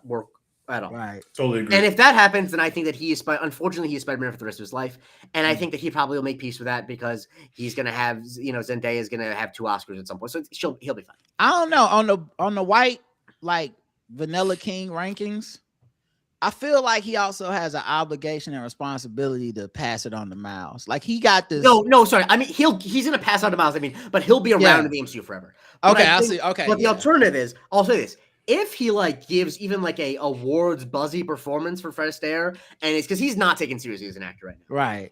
So if he is able to, because that's the thing too that Chris Evans was not able to, because both of his franchise movies, like new franchise movies, didn't take off, like Ghosted or whatever, and also he was not taken seriously. But if like Tom Holland gives like a genuinely great performance as Fred Astaire, which he has in him, I mean, the thing about Tom Holland is he is a unbelievably good dancer. So like, if that works, then I think it's a very different conversation. And if that works, then I feel less bad than if he doesn't want to do it. Because like, if he's having a great career doing interesting stuff, like the fact of the matter is, if Tom Holland was not Tom Holland, we wouldn't be getting an expensive biopic about a dancer from the 50s getting made. Obviously, Fred Astaire is very famous, but that's not that movie that Hollywood's greenlighting anymore. Well, so like that dude that just played Michael Jackson is getting other roles already. Tom Holland got to be looking at that shit and being like, I've been on these sets for 15 fucking years. If y'all about to give him an Oscar nomination and y'all about to, come on, bros. I got to get some of that biopic. And I'm about to say his nephew. But also, the thing too is, like you mentioned Florence Pugh. Florence Pugh, I think genuinely likes being in these movies because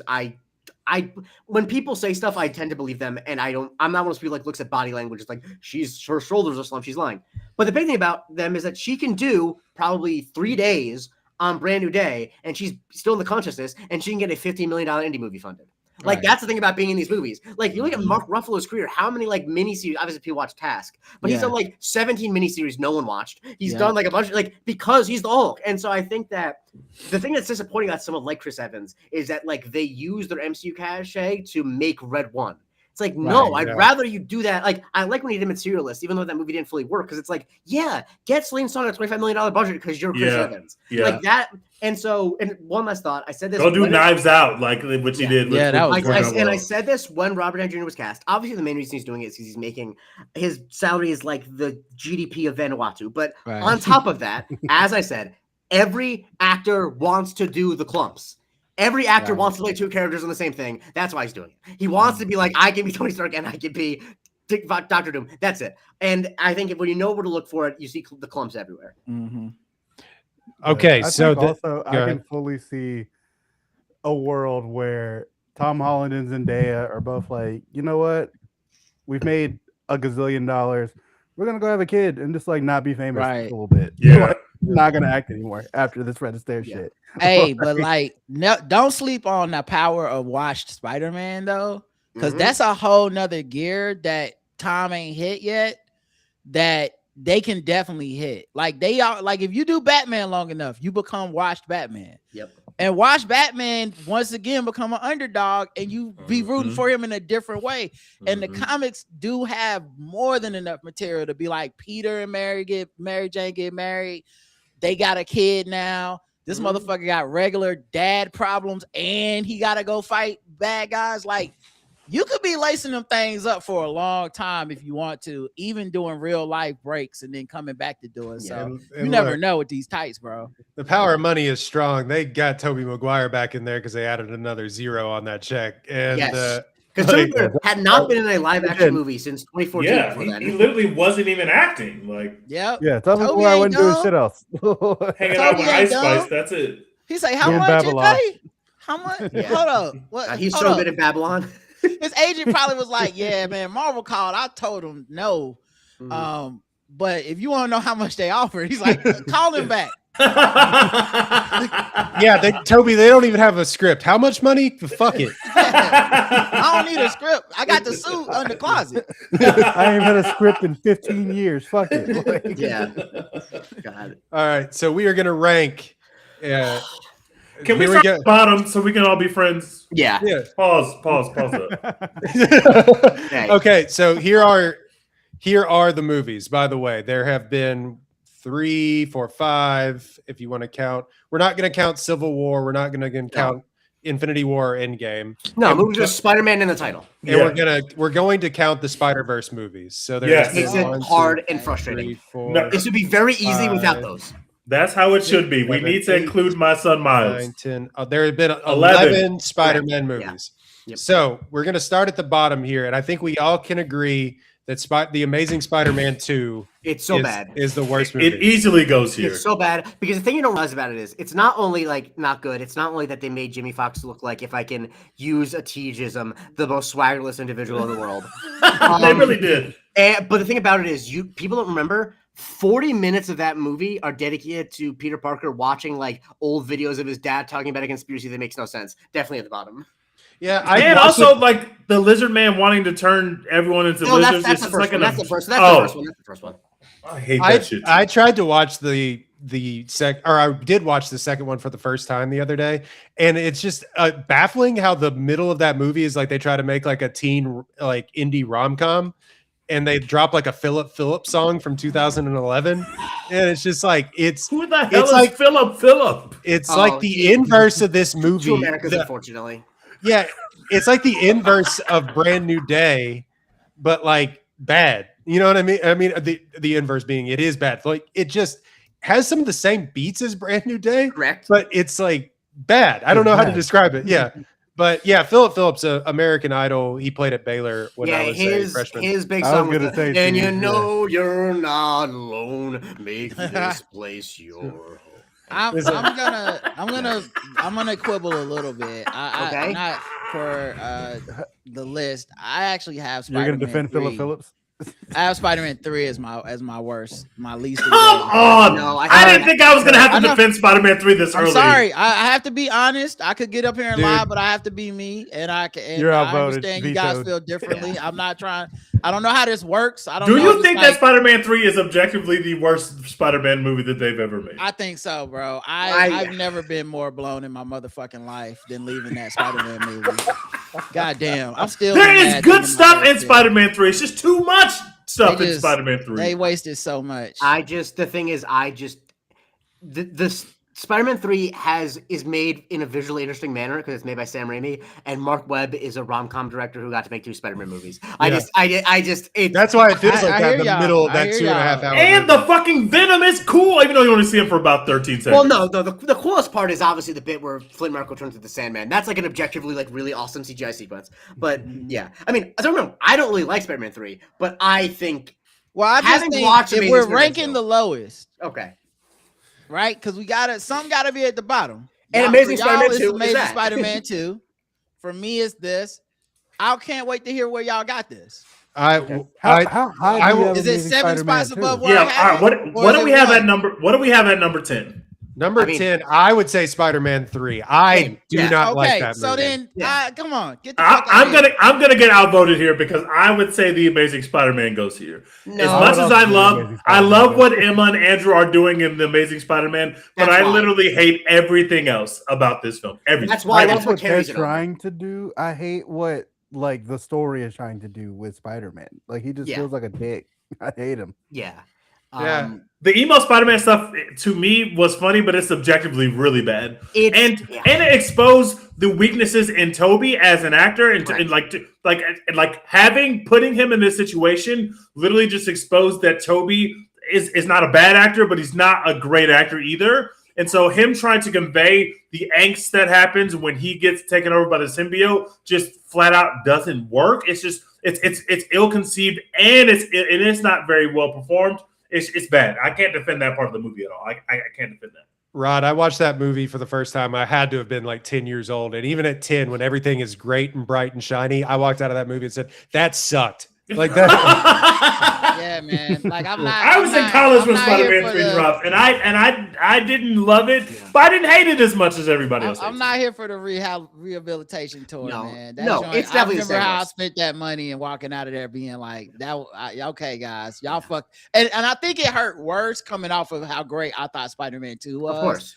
So I walked in like That was That the studio's honestly- fault. The studio that honestly fucked would have Spider-Man been like 3 up. not really. That would have been like if I showed up and was like, and if Brand New Day was like Spider-Man 3 to me, I don't even know if I could be on the show with y'all. Yeah, I straight up, I would like we once as a joke for April Fools mocked up a DC University logo. If Brand New Day sucked, I might have just thrown it on. Just throw it on there, like, all right, we're done. So lanterns, guys. Let's get ready. I mean, we cover everything in DC anyway because there's 52 weeks in a year, but Right. you know. So number 9, The Amazing Spider-Man. Yes, I believe so. I believe that's what goes here. All right, that's going quickly. It's so shitty for Andrew though because he's It such is. a good actor. Because He's the awesome. best actor to play Spider-Man, like in live action. I Yeah, mean, I agree. talent-wise. And Emma Stone is just fucking phenomenal at everything, but And their she's chemistry great in the is role, ludicrous. and their chemistry is great. It just sucks that everything else is a disaster. All right. So here's where the rubber meets the road. Number 8. What are we doing? I'll just say it. I think it's.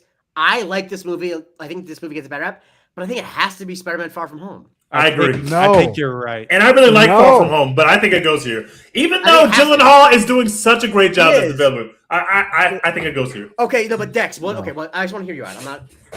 What do you want to put there, Dex? What? Far From Home is better than Spider-Man 3. We Well, that's wait, what we're Spider-Man saying. 3. And we already put Wait. Spider-Man 3 in. Oh, I'm Second to sorry. last. I'm sorry. Okay. Yeah, we said Wait. Amazing Spider-Man 2, Spider-Man 3, The Amazing Spider-Man. Now we're getting into actual good films. Yeah. Okay. yes, go. Okay. I got Rod, lost any in the sauce. objections? My fault.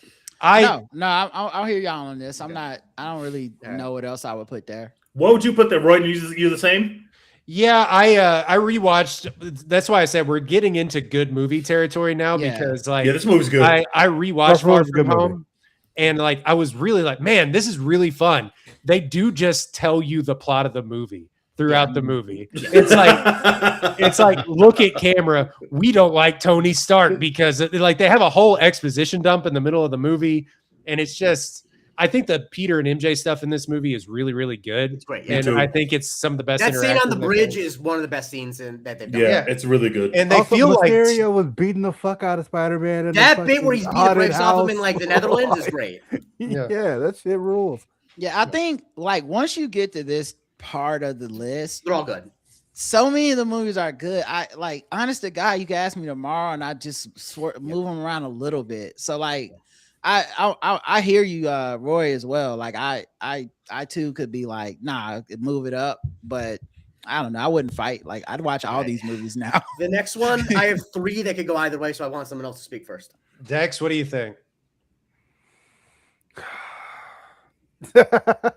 It has to be a Holland one, I think. I don't Yeah, think it does. I agree. was gonna put Spider-Man 1 here. Yes, Dex, that's what I wrote. Wow. Wow. That's what I wrote. Wow, I this was- is crazy. I was between 1 and then the other 2 Hollands. I love Homecoming. I have a really soft spot for it. It's probably my favorite of the first 3 Hollands. Y'all are gonna hate me for how high Homecoming is on my list. Yes, Homecoming near the top of mine, bro. I have No Way Home here, and I did not struggle with it. I did not struggle with it. I can live. I'll say this. I hate to be neutral because I like to be opinionated. I can live with either Spider-Man 1 or No Way Home. If you need me to be a tiebreaker, give me a second.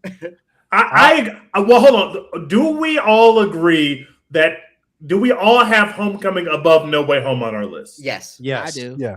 Okay, so I think that means we can eliminate Homecoming from contention for Correct. this. I think it's just between No Way Home and Spider-Man 1. Man, I rewatched Spider-Man 1 and Sam Raimi is just fucking. I urge you to Man, go back. Yeah. Spider-Man 1 has the greatest villain performance that we've ever seen in a live action it's Spider-Man I'm movie. going. I'm going. The greatest. I'm sorry. I'm Come sorry. on. Hold Ah, up. man, Over Doc I can't. Ock? Over Doc Ock. Yeah, Doc Ock is in a better movie, And to be clear, but as I a have it on performance, Blu-ray. No disrespect. I have it on Blu-ray, but No Way Home. as a performance, Spider-Man 1 gives us the greatest villain in a live-action Spider-Man movie that we have ever seen. What Green Goblin is doing in this movie is some of the most insane shit. Within How much I sacrifice. Within 5 minutes in this movie, within 5 minutes of runtime, he shows up to Thanksgiving dinner. He's being snarky. He's fucking sharpening knives in front of Aunt May. He goes to grab the fucking dressing, the turkey, before they said grace. Aunt May slaps his hand. He looks at her. He stares through her with his eyes like he's going to fucking murder her. And within 4 minutes of that happening, he throws a bomb at her and tells her to finish her prayers. You have never seen swag and awe like that in a Spider-Man movie in your entire He's fucking right. life, bro. He's right. But I That did. shit But I is did. incredible. But Sam I- Raimi gave us But I incredible gotta shit in that film. I have to submit that we did see it in another Spider-Man movie, and it's the one you just ranked below this. He was beating the In shit No out Way of that Home. kid. He was. So, like, if it's so Yeah. iconic, I just don't. I feel like you cutting your own argument by being like, no, this one's No, low on the list, but this one will be way high. It's the same. I'll as this. say I hate to disrespect. That was an encore. I hate to disrespect an alum of my school, but John Watts is just not. He's just not in the same league. He's not playing the same sport as Sam Raimi is, and I think that that's the tiebreaker for me.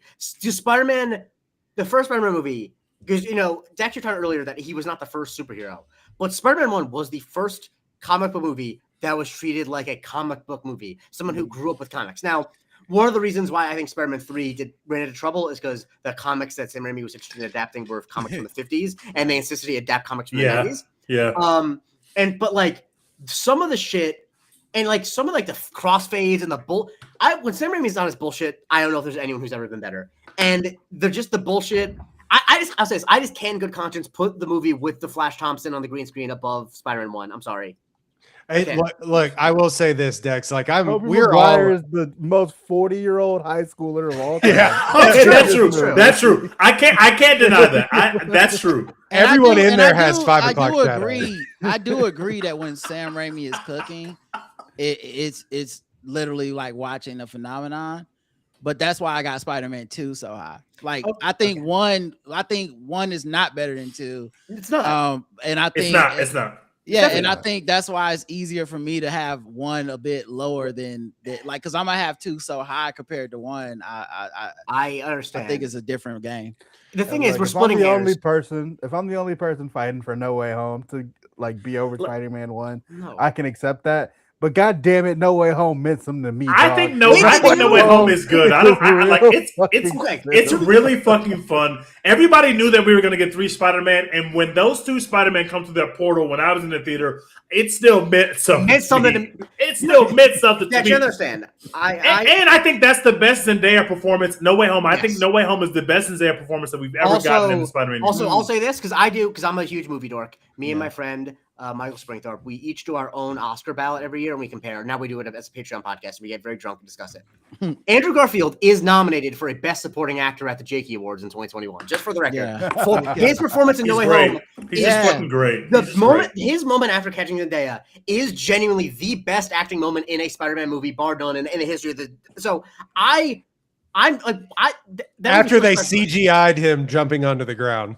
I don't care. I don't care. He acted through it. I don't give a shit. But, also, I wonder if part of my love for it is based in like No Way Home was also coming out of the it's pandemic. A lot of it. Yeah. And I know like I was fucking sobbing when they came out of that motherfucking when they came out the polls to help help Tom get through it. I was like, hey. I mean, the movie was so powerful. I actually, it came out because I do the Marvel pod, so I have to see everything basically the first day it's available to the general public, so I can talk about it. And so I remember, because of flights or whatever, and I have one of those moms who's always like, Jake, you're gonna spend as much time at home for Christmas as possible. Take all the PTO. And so I'm like, I had to fly down the day that it was coming out on Thursday, and I'm like, Mom, I know you have not seen any Spider-Man movie since like Spider-Man 2 on cable, but we're going to see this. And she turned to me afterwards like, Jake, that was so good. So I want to be clear. That movie's special to me. Yeah. And also, Spider-Man 1's a better movie. Just by a little bit. I would just urge you to go rewatch Spider-Man 1 and then rewatch No Way Home in succession, like literally that I did. And it's just that's what I did too. No Way Home's just not in a real place, man. And I know. The thing is, I don't give a fuck about that. Dude, the plot also is a little nonsense. No, it's not a little nonsense. It's a lot nonsense. It's completely nonsense. And also, there's pause breaks for clapping it's still in the cut. That's how that being said, and we was clapping, so that we was clapping. That's not really a knock. That's like it's being like, and the comedian stopped so everyone can laugh. There's an old story I heard about this is an example of good test screenings. That in the first test screenings for When Harry Met Sally, the audience kept laughing after I'll have what she's having, and they missed a bunch of dialogue in the next scene. So that's why there's an awkward amount of like time showing like Central Park from above because they need to add that in because they're laughing so much. That's not a problem. The audience are laughing at the joke, so I get it. But like, we're at this point we're comparing 7 bad bitches against each other. Yeah. We love them all. We knew it was gonna get like this, man, but this is what happens. It looks like No Way Home gets that slot, and now it looks like we are, unless somebody has a different thing. It looks like we're thinking about Spider-Man 1 versus Homecoming, but it seems like y'all want to put Spider-Man 1. That's what's so crazy about this passion. It's like we're really arguing over one spot.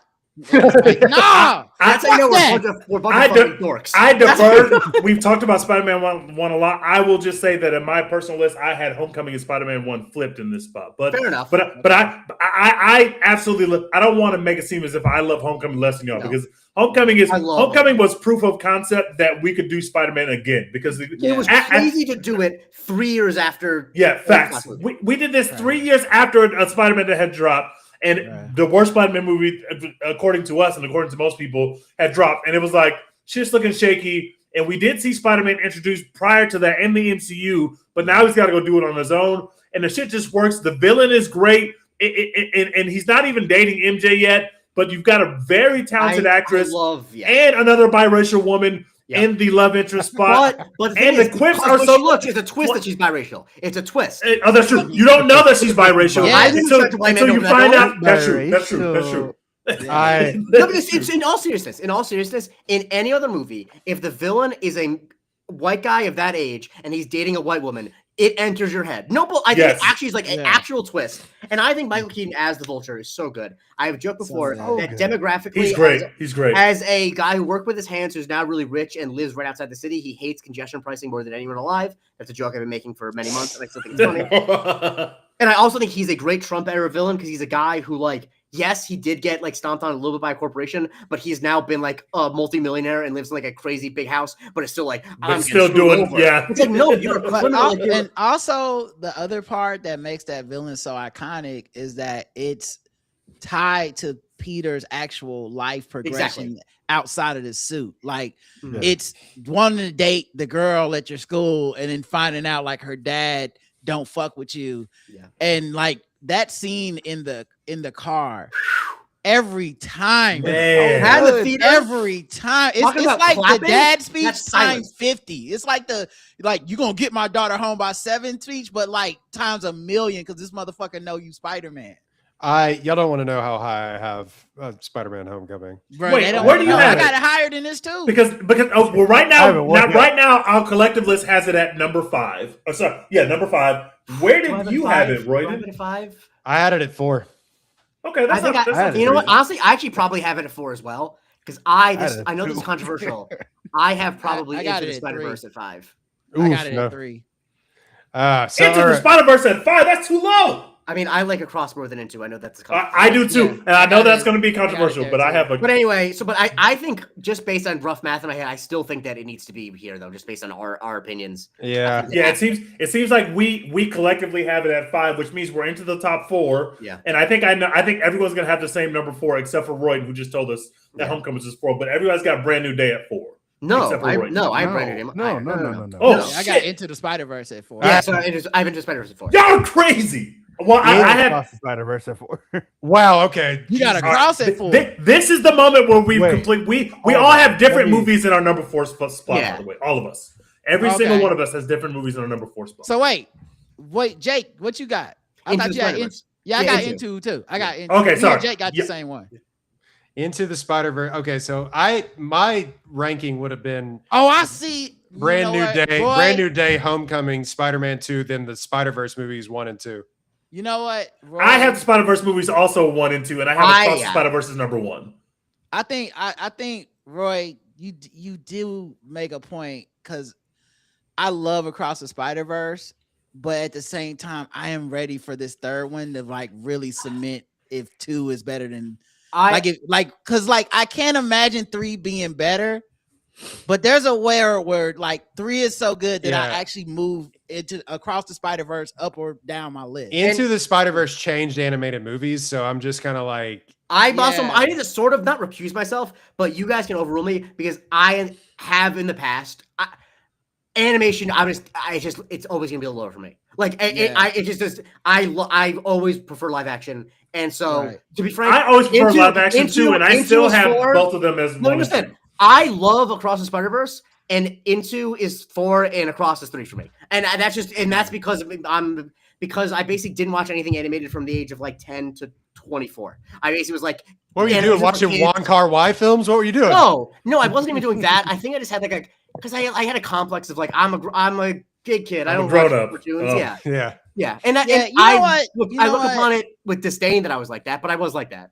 You know what? I'm gonna stick with it. I think Into Spider-Verse is here for me. Ooh. Let's I just think go by majority Across rule. is close Wait, to the no. top. Yeah, closer to the majority. top. Let's go by majority Across. rule here, and it looks like Yeah. Into has 2 votes for being at number 4. So I think Into the Spider-Verse goes at number 4 in our Okay. combined list. Well, no, Next but one. if you weight it though, if someone has it at 1, then that would be.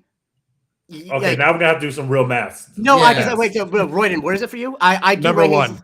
And It's- Dex, where's it for you? Which are we talking about? Into or Across? Into. Oh, We where did lost Royden Roy. go? I don't know where he went. No, He's coming Into. back. Where is Into for yours? I have Into at number 2. And I have Dex, where's it Into for at yours? number 3. Number 2. Okay, wait. Into it. Where's Into? Into at 3. Okay, so in that case, I think then. And what do you got? What do you have it for, Teach? I have Brand New Day at 4. Dex, what do you have it for? Across. And Royden, what do you have it for?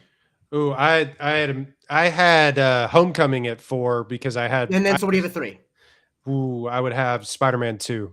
Wait, no, wait. What do you have? What did you have other than Homecoming? Like, what did we skip? We skipped Brand New Day because I think Okay, I so actually then like Brand New Day is Homecoming 4. more. Brand New Day is 4. Yeah, it looks like Brand New Day is 4 based on the We weight. do the rankings weighting. pods all the time. I was. You do it in your head. I was an arts. I have a BFA. I didn't have to take a math class in college, but somehow I've managed to learn to do this. So we have Brand New Day at 4. 4. That's Yeah. where I had it at my list. And so but then I feel think vindicated. Into then becomes 3 automatically, just based on Into technique. has to be 3 from what we Yes. just did. And I then had so- Spider-Man 2 at 3, but it was very hard for me to put it there. Yeah. So then, And I know okay. that I have it lower than everybody So else. what's everyone's 2? My 2 is Spider-Man Brand New Day, but that obviously doesn't count. So My 2 was Into, so that doesn't count either. Yeah, Dex, Same. what's your 2? Into? My 2 is Into. Yeah. Into, yeah. And Rod, what's your 2? Across. Across. And what's your number 1, Rod? My number 1 is Spider-Man. Spider-Man 2. So Spider-Man 2 is my number 1. Royden, what's your number 1? Into the Spider-Verse. Okay. And Tej, what's your number 1? My number 1 is Across. And Dex, your number 1? Brand New Day. Okay. Oh shit! Oh, I didn't even know that someone put it at number 1. So in that I case- love that we're so. I love that we're so scattered on in these that films. case, in that case, I think we actually mathematically have to flip Into and Brand New Day because I didn't know he had a number 1. So it It's looks like fine. I'm Into is okay number being 4 and overruled. Brand New Day is number 3. Yes, I think because if he has a number 1, you have to weight that higher. All right. Okay, so Into is number 4. Brand New and Brand New Day is Day's number number 3, three. Completely which lost. means And then- and then what goes to Okay, how many people have Across the Spider-Verse as number 1? Raise your hand. me? How many people have Spider-Man 2 as number 1? Raise your hand. Me. Oh, yeah. Spider-Man 2 So is Spider-Man number 1? 2 definitely goes Number number 1. And then which Across means is number two. Across Oh, goes wait, no, number 2. sorry. I had Spider-Man 2 as number 3, but that doesn't. Oh. I've been overruled on that. Okay, so in that case, I'm trying to think of who would be Across or so with 2. No, because it has Spider-Man 2 still has to win because it got 2 first place votes. Yeah, I think so. Across so. only has 1 first place vote. Yeah. And But that's me. and Spider-Man 2 is below. Who has Spider-Man 2 the lowest? I have Spider-Man 2 at 3, and I think I have it the lowest. Yeah. No, wait, Dex, where do you have Spider-Man 2? Like I 5, think right? I have it at. I think I have it at 4. And Across, I'm I lost. have Across at the lowest at. I Yeah, think you it's put the 4. lowest at 3, I think. No, yeah, a 3. Yeah. So, oh, shit. This is actually now this is above. my We've bungled ourselves here into Yeah. a So Spider-Man. This can't be. How about y'all This can't do be it, interesting podcasting. We at have this point. we have Across. We as a whole, let's just say we have Across and Spider-Man 2 as 1 and 2. That we know that, but we don't know which Yeah, one goes honestly, where. you know what? I'll say this. I'm fine giving it up. I don't know about you, Rod. Across can be number 1. I'm fine with that. Okay, yeah, No, I I, love I, Across. I I think can't I put think it Spider-Man on I think par. Spider-Man 2 has to be number 1 just because that's where I most mean, that's narratively people have satisfying. it. That's like in terms of a I mean, narrative. that's what I would like, but Yeah. I don't know what the math say. But I didn't come on here to. Do I'll say math. this. I just saw today the clip. I just saw today the clip of Aunt May smacking Doc Ock with like her umbrella, and I'm like, it's never been better than Right. that. That Bro. transition where your Doc Ock is on Yes. the building and you go through his glasses and transition, that's peak Randy shit. That shit Dog, is the fucking New- dog, the insane. him saving the subway train and the New Yorkers not You know what? taking. I the take mask back off. me giving up for Cross the Spider-Verse. No, it's got experimental. It's It's gotta be got Spider-Man 2, bro. It's We gotta got be to have Spider-Man 2 over Across the Spider-Verse. Yeah, we have to. But like Dex, I I know figured I we would were lose talking this By the about way, this. sorry that I completely took this over. I just have too much experience in this. No, Dex, I know we were talking about like, is it the best? And I personally don't have it as the best, and I mean, obviously, I've been outruled here by democracy. But the thing about Spider-Man 2 is, and I rewatched it the other day. I don't think it has the best villain, and in fact, Tobey Maguire is far from the best Spider-Man. Really, like he's not a good actor, man. Like, not really. Like I think That's true. folks are acting like James Franco's acting him off the screen, even though he's kitschy and bad. Hey, in James that Franco, movie. who must not be named, Yeah. is Yeah. really good in this role in these two movies. Yeah. He's Yeah. really good. But you go back and you watch it, and it's just like the Raimi movies are just like horror movies. Correct. They're Yeah. big time horror. 'Cause he's Doc the goat. Ock obliterates an entire like doctor team in the middle of Yeah. that. That And shit one of is which so was fucking one of which was insane. John Landis, Justice for Vic Morrow. Yeah. Oh yeah, And that's true. It the was thing- Big Morrow. And I know you said that, but I would disagree. I do think Doc Ock is a great villain. Like Yeah, I think, me too. especially at that time, that was like because I think you have to go back to the time. It's like, yo, they got a serious dude playing. Like, what is he even gonna do in this silly movie in this silly role? And he was like, I'm 100% committed to the bit. Yeah. And now them fucking arms, dog. Like Sam was ahead of his time with them arms, man. Them motherfuckers was moving good, looking real practical in a lot of the scenes. Like it just fit. But I don't know, man. This one feels like bigger than the sum of its parts. Almost like like the Knicks, like the Knicks come together and you're just like, yeah, on paper you guys should not. You Oh, we guys got should that. be losing. Yeah.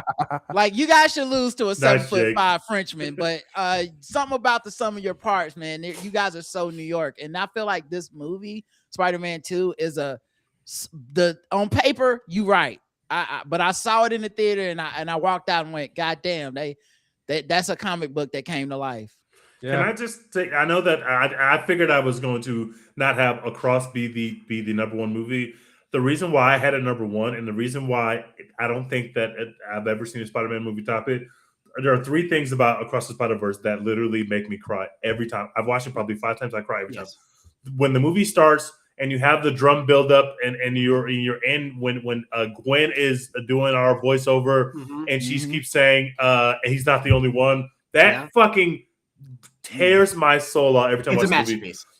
At the end of the movie, where you find out that Miles is trapped in the universe of the other Miles, who happens to be the Prowler, and then you see Gwen outside of the window with all the other Spider people, and they play the same drum beat, and you see Peter B. Parker and the baby. It rips my heart the fact that they show up like that. I'm a grown man. I just turned 40. I'm not talking about a couple tears. It makes me ugly cry every time I watch that. And then to have Spot start off to be just like this, he treats him as a joke, and it's like a funny joke. And by the time you get to the scene where he shows up outside of Miles' family's house, you're like, holy shit, Spot is literally going to go murder his father. That shit is it's insane that they're able to do those things in that movie. And I think 3, I think if we focus too much on Miguel O'Hare in 3, I do not think it will reach the level of 2. Correct. But I think if we let Spot really cook in 3, we could create the greatest Spider-Man And I movie want we've to ever add seen. one more thing to that Across the Spider-Verse love. It visually, the mixed Unbelievable. media Oh my god. it's just on a level. Like when I was watching it, I was like, I know slavery was involved in this somehow. Like there's no fucking way everyone got paid the right amount of money. Well, that's to what put the- this Well, I shit still haven't out. made the sequel. That's why the third was not out yet. Yeah, Like- the animators Like, want to I watch was their watching the children movie grow up. like I was watching the movie like I was stealing. I felt like I was guilty a little bit. Yeah. Like, no, too much labor And- went into this. And I feel like I have to say, because I made a point of saying the animation stuff. This movie, I had it at 3, and this is probably honestly might be my favorite animated movie of all time. Either that or I don't know, maybe Porco Rosso. But I want to make clear, like, I always feel bad saying I don't like animation because like that was the thing that was true about me when I was 23. But this is a movie that when I watched it the first time on Friday night from my seat in the theater, I purchased a ticket for the next afternoon. Like that, and like it made me cry. Like I think that the stuff. I mean, the scene that makes me cry is the scene between Gwen and her dad, played by the great Shea Wiggum. Like this shit, like, and just the level of acting talent they have in that movie, and how they managed to mix in so many Easter eggs, but also like, and also any movie where the theme is, because I get tired of themes like your destiny. I like any movie where it's like, no, like, people want to tell you that your destiny is about like you have to feel pain in order to be strong. It's like, no, man. Like, why suffer through misery? Like, you can be a hero because you want to be a hero. You don't. Your dad doesn't need to die for you to suddenly become a hero. And I think that's like, I don't know. It's a refreshing message instead of like I dislike the message of like the only people who ever become heroes are people who have the worst things in the world happen to them. It's like, well, what do you do if you had a fairly good life but you still want to help people? I like that as a message. The thoughtfulness of the mixed media, right? Yeah. Like Hobie Brown hit the Man, cadence so of his fucking fire. frames being a little bit off his frames on purpose. are off. Yeah, like that. Like it's that kind of shit where you're like, nah, this isn't just me liking this because it's animated. I think adults do that a lot. Like that's why adults love Pixar's because like the one time you can cry, nobody can be like, Correct. You a bitch. Like we got, you know what I mean? Yeah. Like every Pixar movie, you're not supposed to cry in every Pixar movie, dude. Like, but I don't want nobody to think I'm a bitch. So not me crying at Toy Story 5 the other day. I cried at it. I cried at Toy Story 5 too. I mean, but the real cry though, I mean, nothing compared this year to the fucking Sheep Detectives. Jesus Christ. Yeah, that got me too. Like Inside Out 2, bro. I lost it. That got me too. I've had an anxiety attack. I saw that in 3D. I saw that in 3D. My glasses were fogging up. No bullshit. Right. You know what I mean? Up. That shit ain't fair. That shit ain't fair. But I remember after I saw Inside Out with my I was home for Christmas and we rented it and I had not seen it and I was like ugly crying at the end and my mom was like confused like Jake, why are you crying? And I'm like, I had to like, she learned it's okay to be sad. Yeah. and so I say all that to say like Into the Spider-Verse and Across the Spider-Verse aren't that to me. Like they aren't oh, you can cry because it's animated. It's if you're getting emotional, it's because it's being so well done. The scene in the door and into is great. Between the door, between that. Oh my god! It's just too. It's just fucking great, man. So yeah, and the Pemberton stores could have been one, but I have to go Shamik Moore is swaggerless, and he's the only Spider-Man to not actually get to date his co-star despite his efforts, and they still those movies are still banging. If you want to see a fun TikTok about that, please check out my TikTok series Museum of Twitter, where I just covered the tweet that he tweeted after Haley Steinfeld got engaged. Thank you for tweeting that, by the way, Shamik. That video has like 200,000 views, and because of TikTok's word program, it's making me like $250. So thank you, Shamik. I just want to say that nothing will live up. Shamik. Nothing will live up to the moment of truth or the leap of faith scene from Into the Spider-Verse. Wow. I mean, that's it. Now this is just dudes like pointing out things we like in movies, but like and it is also 11:15 local time, and I do have to edit the podcast that I just recorded before this. Yeah, but I mean, I'm here willingly. Is the thing. We'll let Joe go. So just to recap after that nonsense that we just have a ranking. Honestly, thank you for inviting me on for the first and only time. At number 11, we have The Amazing Spider-Man 2. At 10, we have Spider-Man 3. 9, The Amazing Spider-Man. 8, Far From Home. 7, really contentious, No Way Home, followed by Spider-Man 1. 5 at Homecoming. 4, Into the Spider-Verse. 3, Brand New Day. 2, Across the Spider-Verse. And 1, Spider-Man 2. That list is correct. That's a solid list, guys. Yeah, I feel good about that. Yeah, I feel good about that. I can stand behind that. Yeah. That list is correct and right. You can argue with somebody else. But anyway, that has been a One Take podcast. Real quick, Jake, Rod, where can they find what y'all are doing? Rod, you go first. Yeah, you can find me at The Black Guy Who Tips. It's a comedy podcast I do with my wife. Right now we're doing House of Dragon recast. Just did our finale one. Super fun stuff there. Y'all are cooking over there, bro. Yeah. I just want to say y'all are cooking over there. I really like. Appreciate you, man. I appreciate that for real. Everywhere else you can find me is basically on social media. I'm still gonna be on Twitter till it's over. Rodimus Prime. Yeah. And you can follow me on Twitter at the J Christie. I do the Marvel Cinematic University podcast with my co-host Anthony Canton the third. We do something almost every week. You can hear Rod and TJ on there pretty frequently. I also do a TikTok series called The Museum of Twitter, where I cover a famous tweet every day. And believe it or not, it's actually like fairly successful. And I've been doing. Tomorrow is going to be episode. I've been on there too. Check me out. Yes, you have. 788 is going to be tomorrow. Yeah, I've had T John a couple times. I had him to talk about the time where after Rihanna got pregnant, where someone said that Rocky wasn't even meted up like that. I had him on for that one. I had him on for the Harden he don't have internet tweet. So yeah, I've had him on a couple. Also, where someone said pulled pork got pork in it. I had him on for that one as well. But yeah, it's a great. I really love doing that series. I'm a degenerate who memorized a lot of tweets because I've been on Twitter since I was like 15. Anyway, yeah, so check those out. But the Marvel podcast, if you like hear me ramble about Marvel movies and with a more like sober-minded, father of two who keeps me on rails, listen to the Marvel Show.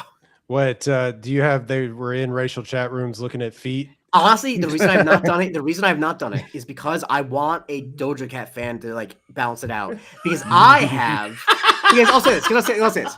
Because as someone who was on Reddit before it was made public and knows what some of those slurs that she was using, where they were from, I refuse to believe that she didn't know what she was doing. Right. She knew exactly what the hell she was doing. There's a word that she used. Yeah. That begins with a D. Dindu. Yes. Yeah, well, I remember. You know how racist you gotta be to know that. I had never even heard that before. Somebody had to tell me what that shit meant. That's not on page 1 of the racism. I had only heard it because I was a member of a subreddit dedicated to trying to get racist subreddits banned. That's the only reason I'd ever heard that term. And so when people are like, she was just having me in a chat room, I was like, no, the chat room is nothing. And so I know that that's my energy, and I don't want Doja Cat stands to be mad at me, so I need to be fair and balanced, Fox News, etc. I wouldn't even know to react if somebody had called me that. Like, Yeah, literally, I was just staring at them like, what are you talking about? what does that mean? Just real quick, one Tej tweet that you need to go over is when he got packed up by Usain Bolt. Anyway, Royden, if you don't think on my spreadsheet I have that penciled in for the 2028 Olympics, or what the fuck are you talking about? Like that's penciled in for August of 2028. Mr. Bolt, I love you, brother. I would never. I don't care what you said. You're coming on for that. You're giving your first person testimony. I planned this show out very far in advance. That's 2028 Olympics. That's incredible. All right. That has been a One Take Podcast. Dex, what are we doing? Let's get out of here. # support Florence Pugh. As always, Dune 3 coming soon.